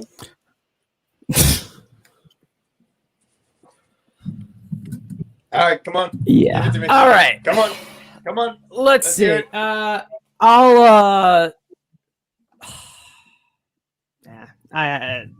It's too late in the show to do it. Most overrated player for me. It was so difficult because I think everybody knows the type of situation that every player is in for the most part right now, except for like a few overreactions, Hayden. But this may come off as like just a reaction to last year, but like I guess I'll go JD Davis. It's so like, oh shoot, my camera. It just kind of goes out to like some of these fans that like they say that we didn't need an upgrade at third base because we had him. Tony's tweet today, but I think that was Tony. Yeah, exactly. Like, and then you see like things like VR and Guillorme and even Peraza. I think everyone has to realize that he is a lot more replaceable in that starting lineup than you think. I understand the DH is coming next year, and maybe he can just hit. But to his highest ability, I don't think you can guarantee him a spot to lock down at any position. I think he's just too expandable where he is at right now. Yeah. All right. So here is our last topic. Then we're going to play a fun game. Game. So now this won't be the first time we're talking about this, obviously. but let's just do a brief segment on it because there's been a lot of talks recently in Mets land, especially last week or two. The Mets are looking to retool or maybe, I don't know, flood out the front office, possibly clean house. Now, Sandy Alderson will most likely be coming back next year, but the original plan was for him to oversee the transactions and not do fire him three after different that? levels of, yeah, sure, why not? And not do 3 levels of jobs that he's had to do because of his idiot coworkers. Now, there's been a lot of talk of Theo Epstein, Billy Beane, David Stearns, Michael Hill, etc. So, who is the guy that's the first choice to run the Mets front office? If it's one of these guys I just mentioned, or maybe someone else that was not mentioned, let's start with Frank. First choice to run the front office. Yeah, I mean, the obvious answer is Theo Epstein because he was able to break some curses, and the Mets they're about to have a curse pretty soon. I mean, they're having one of the longer droughts in the league, so I definitely would like Theo Epstein. But if not him, it may sound like a simple answer, but I would literally take anybody from the Tampa Bay Rays organization, like literally anyone. I just want a slight insight as to what it is they do, because whatever they do, I need some of it. The fact that they got rid of Charlie Morton, got rid of Blake Snell, lost Howard Glasnow, and then ran away with the American League East after going to the World Series the previous year, and they didn't have anybody have a crazy year offensively, like no offense player crazy. They just had a bunch of guys contribute here or there. I need that on my team. They just have relievers. They'll lose guys, trade away Diego Castillo. Nick Anderson would get hurt. And this big, no name, you'll just close now. Like, no problem. And meanwhile, we're like, we need to have one closer. Like the Rays, like, no, this guy can close, that guy close. We'll just turn you into a good pitcher. They fix everybody. Guys that were like, he sucks. They just make them good. So I would literally take anybody from Tampa's organization just to implement some of the things they do on a daily basis into my organization, because the Mets need it. The Mets could use all the help they could get. So it may sound like simple, but I don't care what role they have. If they know anything about what they do, what secrets they have, a little, or any secrets Milwaukee or Houston has with the pitching, I'll take that in my organization. I mean, we know what Houston had with the hitting. So the Houston. I don't know. So I'm talking about the revelation of Verlander, of Greinke, of Morton. They've had plenty of vets. Man, my hand's kind of sticky right now. Yeah, Frambo Valdez. Taking in my glove. Yeah, even the young pitchers too. But they've had a lot of veterans all of a sudden go there and whoop, they work. Same thing in Milwaukee. All of a sudden, Hunter Strickland's as good as Josh Hader and Devin Williams. Like how the guy couldn't even last a month in a bad Mets bullpen. Like that's how bad. Last on the Angels. And now Milwaukee made him good. And all their starting pitchers, Burns, Woodruff, Hauser, Peralta, they all got crazy spin rates. What are they doing? I need that in my team. Maybe some invisible sticky stuff that's not detectable. I don't know. Michael Pineda shit. Yeah. Elias, who's your first choice? Yeah, so Frank kind of took my answer, but David Stearns, he's the GM of the Brewers, right? He would probably be my first choice. He's not coming here. They're building something really special in Milwaukee. He's not going to just bail on that. For me, it's some random guy I've never heard of from the Dodgers, the Giants, the Rays, or the Brewers. Probably the best run front offices in my opinion. The Giants, their guy Farhan Zaidi turned that team around like that with some random ass guy from the Dodgers. I need some. I don't want the flash name. I want absolutely no part of Billy Beane. Absolutely not. I'll explain why, I guess, but. I just want some random guy. It's a bit of a risk to get some first-time guy, but at some point, the GM of the Dodgers, Andrew Friedman, was a random-ass guy in the Tampa Bay Rays organization. So I want just some random guy. Obviously, he's got to be qualified. A qualified random guy that I've never heard of from an elite-run organization like that. Billy Beane, he hasn't been a GM in a few years. He's known for being cheap. I thought we were here to spend some money. I know people are saying, oh, imagine if you give him the payroll and whatnot like that. I just hate retreads. People, when Callaway got fired, let's bring in Buck Showalter. Let's bring in this guy. No, let's bring in, I'm always in for getting someone new and innovative. And so that's kind of what Frank said, someone from the Rays or something like that. Theo Epstein would be cool too. He's really helped turn around some teams, break some World Series droughts, which, 86 last one we want. it's going on for a really long time now. But my first choice would be really just not the flashy name. Okay, Tony, who are you taking to run the front office as your first choice? Hey, how about this? Let's bring in a triumvirate of a group to run them, and that will make it Buster Only, Jeff Passett, and John Heyman, because they seem to know so much more than No the Andy Mets in their Martino? front office. Oh, No we Andy could bring Martino? Andy as Brian a, Penny. he'll be a consultant. All right, nice. He'll be a consultant. Yeah, Brian these guys Penny seem can to run know FNY. so much about what the Mets do wrong and why they're the worst franchise in baseball and this and that and this. And I'm so sick of hearing about it. Like, it's ridiculous. Obviously, they're not my choice. Just a little side thing, though, that I can't stand those guys. No matter who the Mets bring in, they're going to get criticized by those guys because that's just who we are as an organization, unfortunately, and it's pretty unfair. Pretty deserved this year, I will admit at times. But regardless, Theo Epstein's my top choice, of course. I don't see that happening. I don't think he's going to come, even if Cohen offers him any type of ownership stake in the Mets, which is something that is said to be desired. Billy Beane would be awesome. I'm going to disagree with you there, Elias. The Oakland Athletics are known for not spending, not necessarily Billy Beane. It'd be Moneyball on steroids. The Oakland Athletics can't pay because they have a 55,000 seat stadium that doesn't fill out more than 10,000 fans. So I'm going with one of those two as my top choices. Other than that, yeah, I'll just go chalk with you guys and say someone from the Dodgers, the Rays. Hey, how about the Cardinals organization? We don't talk about them enough, but they're always in the mix. Someone like that. And actually, with that, guys, I'm sorry. Oh, sorry. Go ahead, Frank. You know who mentored Billy Beane? Sandy Alderson. Yes, and Sandy Alderson was with Oakland, wasn't allowed to spend. Will Ponce not allowed to spend. Sandy Alderson in charge. What happened? Those are mixed timelines, though, because Sandy Alderson was appointed the general manager of the Mets when the Wilpons were going through the Madoff scandal, and he was assigned to pretty much keep them in good order and try to keep them competitive with a Moneyball strategy. I think that the Mets would have spent a lot more this year and maybe even made more aggressive trades had they not inherited such a mess from the previous ownership.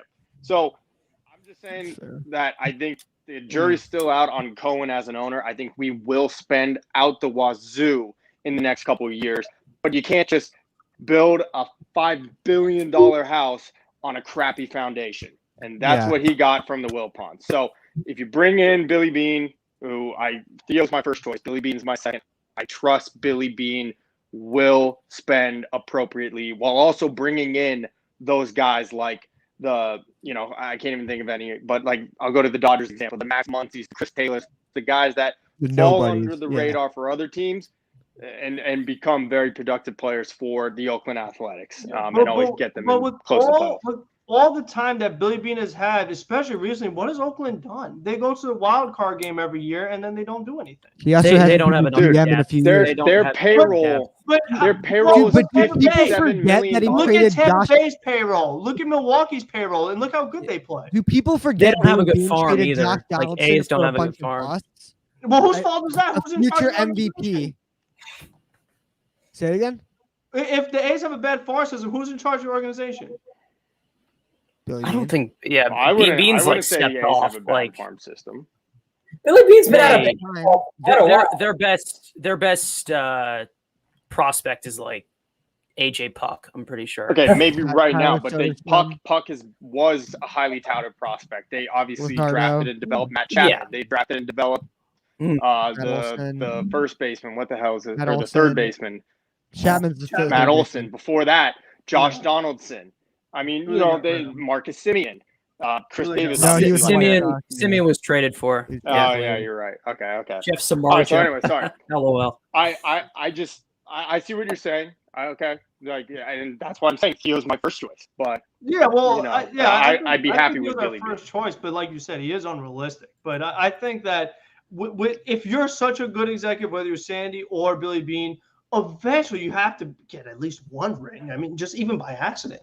I mean, didn't Sandy Alston have Canseco and all those guys back in the 80s? I mean, I remember back in the day watching Canseco had a million home runs. Sandy couldn't win with those guys either. So they had Cespedes, they had Donaldson, they had all these good players, and they don't even get to the championship series. Oh, they just no, and I get it, and like our favorite WFAN guy Joe Benigno hates Billy Bean. Oh, the master of analytics who never won anything. Like, but what I'm trying to get at really is that garbage.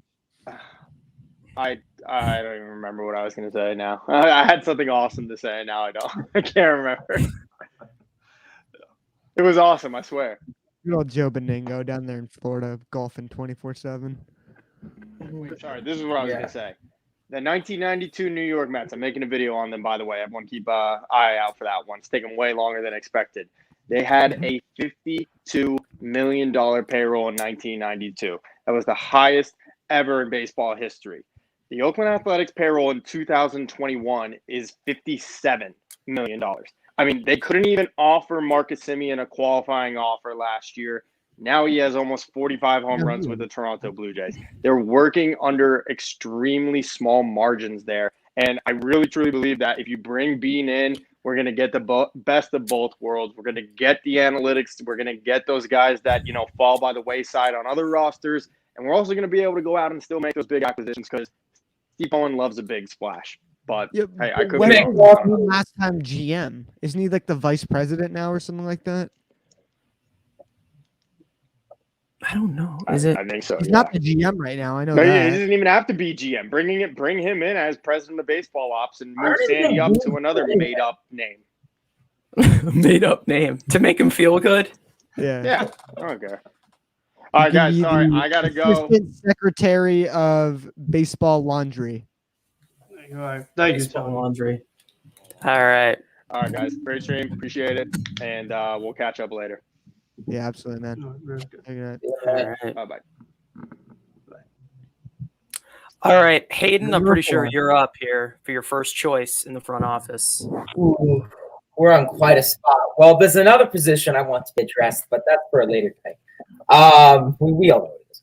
I don't know where I take out of all that was just spoken about. What we've been seeing in this front office was just a mess this season.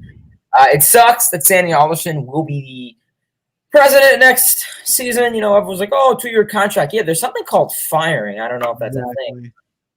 Something called firing. It's pretty common in the fired literally everybody. The second he got in, he literally fired everybody. Do it again. Fire some more people.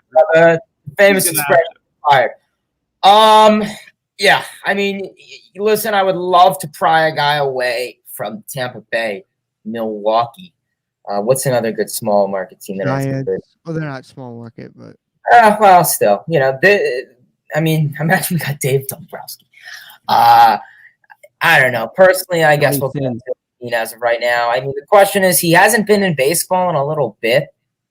So that's my only thing. Is this 2000 or is it 2021?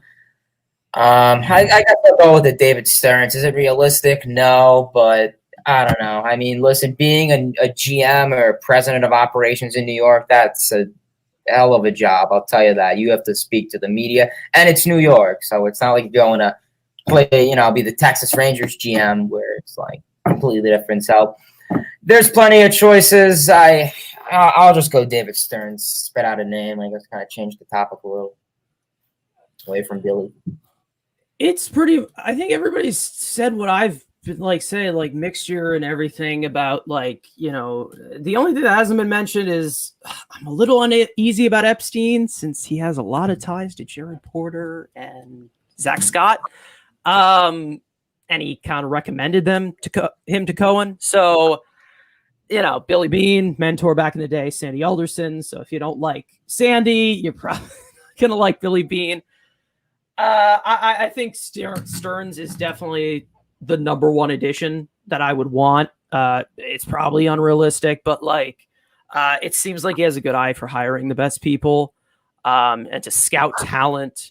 And it doesn't seem like he's very hesitant to make moves. We saw what he did with Eduardo Escobar, and then I'm pretty sure they brought in somebody else. This is like another pitcher they brought in. With that pitching core they have, I think the Brewers, led by Stearns, is a great example to follow by. And he seems very analytically driven. I like that. But it's all up in the air at this point. Again, this is just like completely touching up on it. I think we spent like 20 minutes on this subject, but yeah, we'll just let the season end first, and then they'll get to the front office and every question that you have to answer in this off season.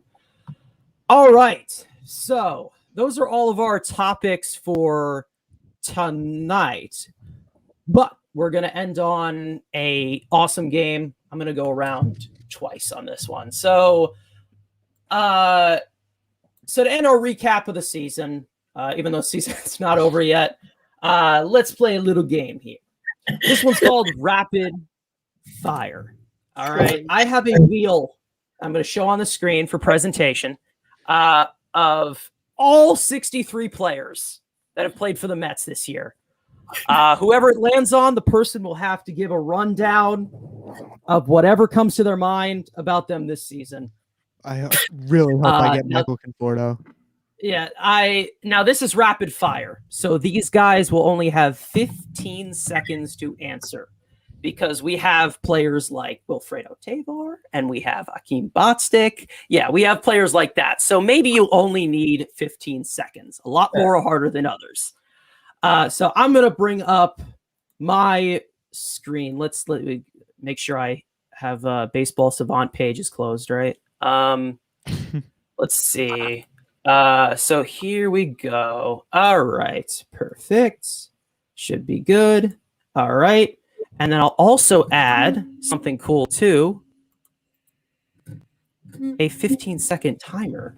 Wow. For presentation. Man, the effort. Yeah. Whoa. So. Wait, can you put the timer on top of you? So like drag I can it up. try. You can drag it up, right?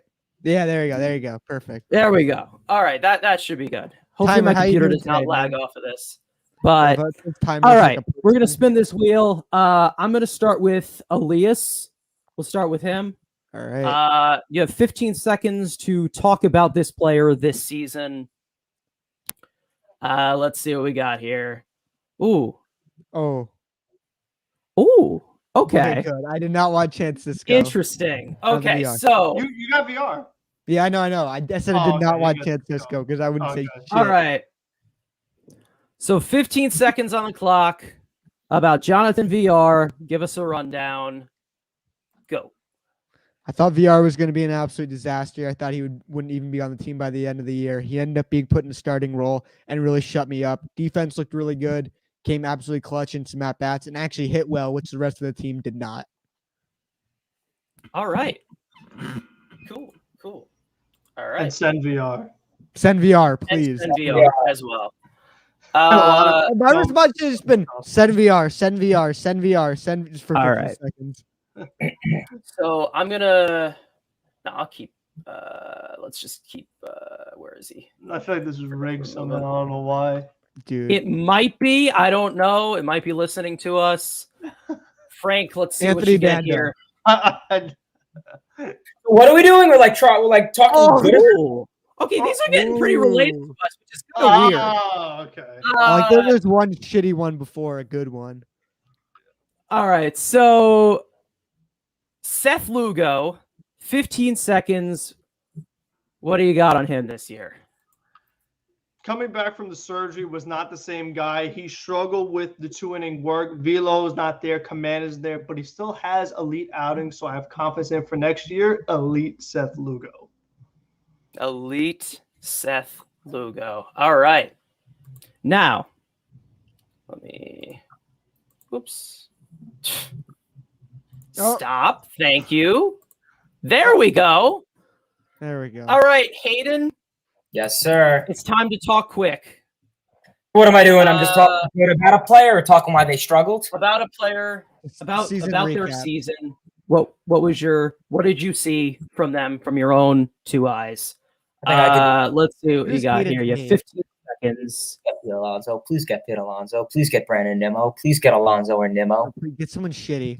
Oh like, no. Ooh. Okay, this is a good one, but he got hurt. Wheel again, because I'm not saying any crap about Jake Reed. I can do it. Sorry, Jake don't Reed's worry. so Get another bad. one slice. Like, You gotta give me 15 seconds. He only gets 15 seconds, so you can. I mean, you could try and spell out his name in like different, whatever you want. Jake Reed. Jake Reed was a very fascinating character. Came up with the Mets. Originally started off nice, 6 innings pitched. I think he only gave up like a hit and 3 strikeouts. Otherwise, I think he had 1 outing. I think it was against the Reds, and he just completely gave up like 5 runs and sucked. And then got DFA'd. Oh, Beautiful. It was the Cardinals, and I don't think he got DFA'd. he thought quick there. Okay. It's Jake Reed. I don't think he got DFA'd. Did he? Why do we care? It's Jake Oh, fucking no. Reed. Who gives a shit? Jake Reed's a goat. All right. All right. I'll take a turn. Why not? Let's Yeah, do go for this. Oh shit. This is gonna. Oh, you didn't delete his name. James but McCann, hopefully James you don't McCann, James McCann. James McCann, please. Oh, it came close. It came close. I should have got this guy. All right. Time to do some propaganda. Jordan Yamamoto. Okay. This was a guy that I expected to be a big part of this depth in this rotation. He obviously got hurt along with everybody else on this roster. He does have a lot of good stuff, good movement, not any high-profile velocity, ceiling, Greinke, possibly. There we go. Whew. That's a lot more stressful than I thought it is. Yeah. The Jeez. timer goes quick, Okay. dude. It goes quicker than you think. It goes quick. All right. Yeah.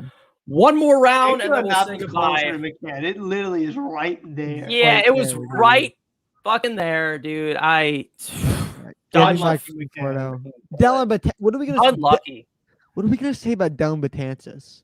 I don't know. Hopefully- I got a lot to say. Actually, I kind of hope I get him. All right. Let's Elias, you're up in the rotation. Let's see.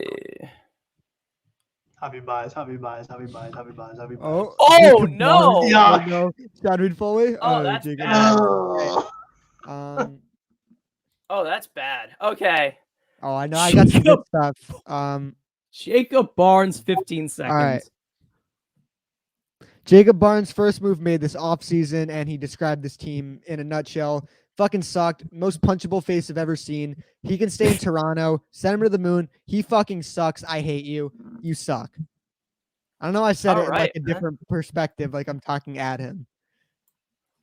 All right. Punchable face. I'm sure he is watching. I don't know if he's employed right now by any team. So, let's see.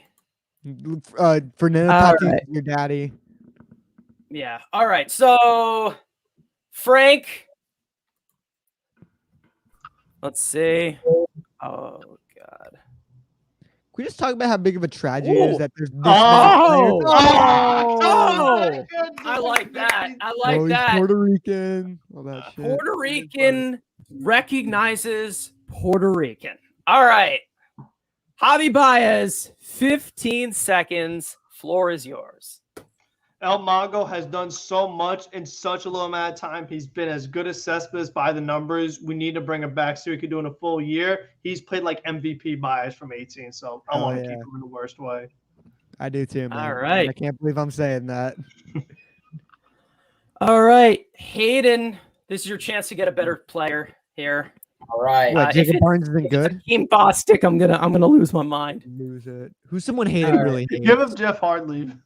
Oh, Give Jeff me- God. Hartley. Nick Trapino. Oh, yeah. that's Watch, good. I'm gonna get like Frank. All right, we'll give him another one. We'll give him another one. Yeah, I'm not.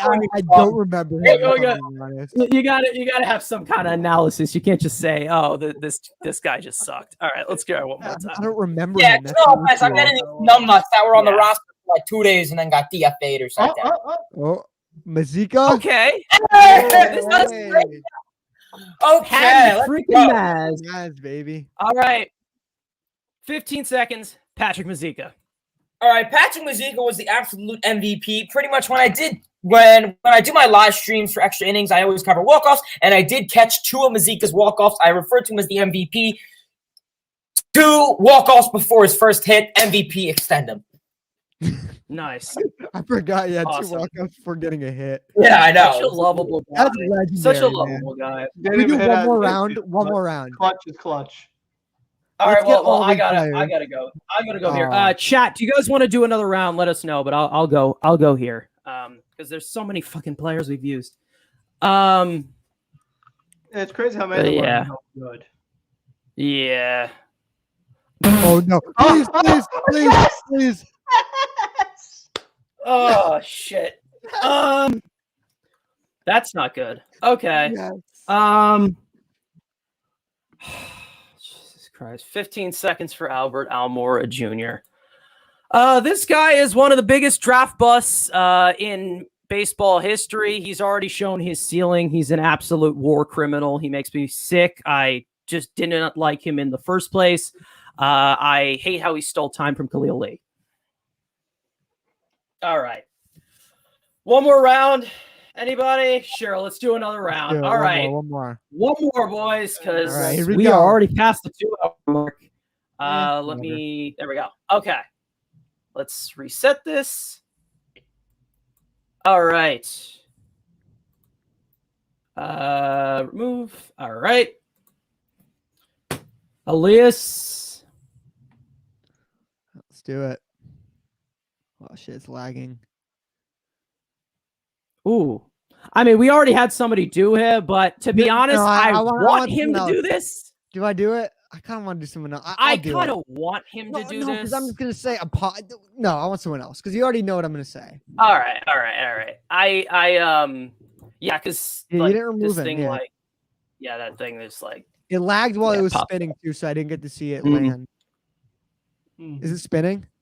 Not right now. Oh, But there now you it go. is. A little Oh, bit. it's like you really better laggy. be very careful with this one because you know who's the host. Oh, all right.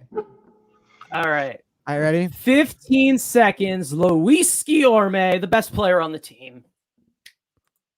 All right, Mets fan hypes you up to be the next coming. Now, while you may not be that, I still love you. Electric Beard, I'm still shocked you hit a home run this year. Hope you can come back healthy and be our elite platoon utility guy. I love you, Guillorme. You're the GOAT. You almost All made it right. into a rhyme or a poem. Oh, yeah. That's kind of what That's I'm kind of going inspirational. by that approach. Like the kind of Alright. That'll the be my perspective. Yeah, Valentine. was that. Yeah, exactly. I'm trying to like get rid of the duplicates. I know I did Yamamoto. I'm trying to get rid of who did we have? We had Jeff Guillorme, Hartley. right? Dick Reed. Yeah. Jake Reed. Yeah. Yeah. Jake Take Reed. off. Yeah, there you go. It sucks because like you can remove these things, but like it goes away when you open another window. So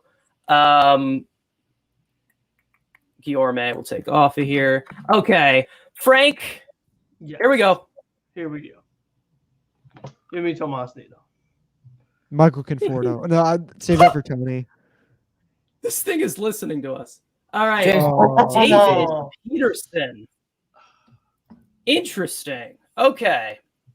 David Peterson got hurt, so it's been a while. But David Peterson, 15 seconds. There you go.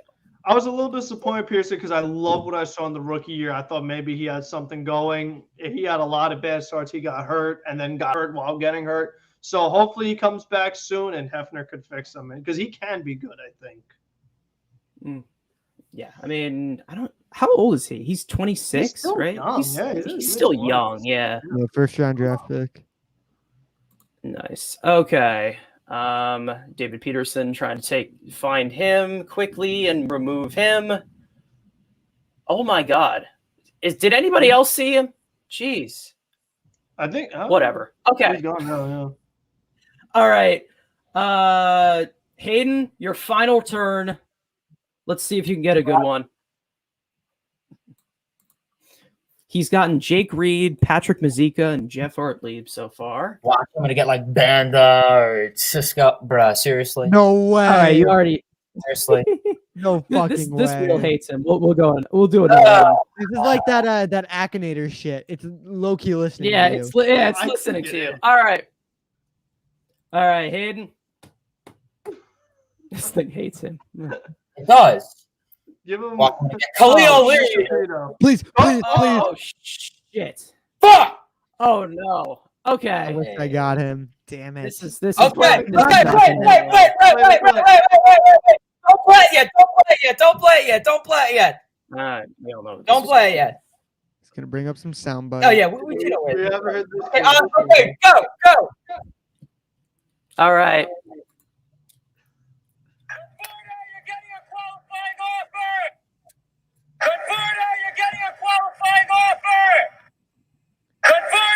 This is Steve's not paying you for it. Steve's not paying you. That was informative. Okay. Right. That was Uh, And then wish I'm we got- taking I the wish we final got, turn here. I'll take know, the I final turn here. Let's see. Oof. Oh. Ooh, okay. Oh, okay. All right. Oreos one. I like this one actually. This is not bad. All right. Corey Oswalt, let's go. Kind of one of those guys who's been kind of a fringe major league type of guy. Never really got the biggest shot. Kind of was just one of those guys just got thrown into the rotation when we needed a spot starter. I like his slider. Hopefully he can do something in spring training. He'll be a superstar with All the right. Mariners next year. Just watch. Oh yeah. No, all right. I wish Hayden got Dom Smith so we could hear.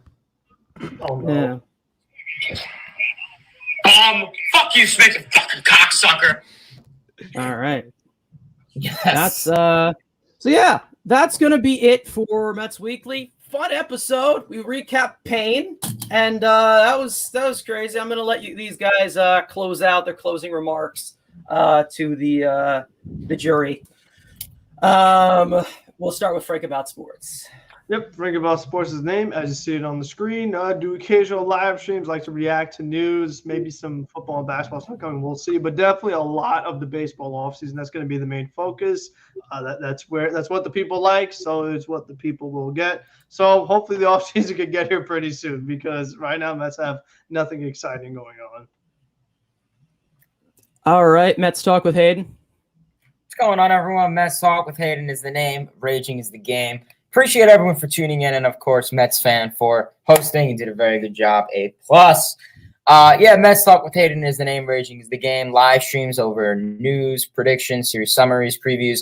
I'm going over the MLB standings, so it's good to know more about other teams and making me follow other teams besides the Mets. Probably saves me from my sanity, but I appreciate it. Big offseason ahead. A lot of good stuff coming ahead. Let's go, Mets. All right, Elias Brew Crew banter Elias by from, day. Brew Crew banter for the next couple of days. But all seriousness, Big Out Banter Media is a channel.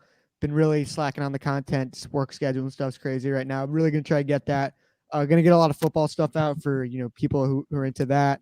But like Frank said, off season's kind of a lot of us news guys bread and butter. So you'll see a lot of reactions to that kind of stuff. I'll try to do more of the call-in shows and whatnot. I know that's what you guys really are into.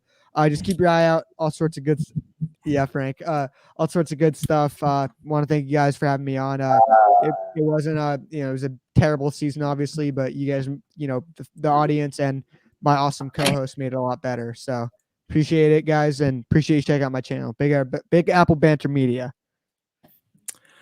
All right, well, that's going to be it for today's episode. Thank you to everybody. If you watched for 2 hours and 17 minutes, I applaud you. Just talking about Payne throughout this entire fucking season that has just been a disappointment. But leave a like on the stream, guys. It really helps us out. Go subscribe to all of these guys. Thanks to Tony and Andrew, had to leave early, but great for their input as always. So yeah, guys, LFGM, wait till next year. We'll get them next time. And we'll see you guys in the next one. LFGM.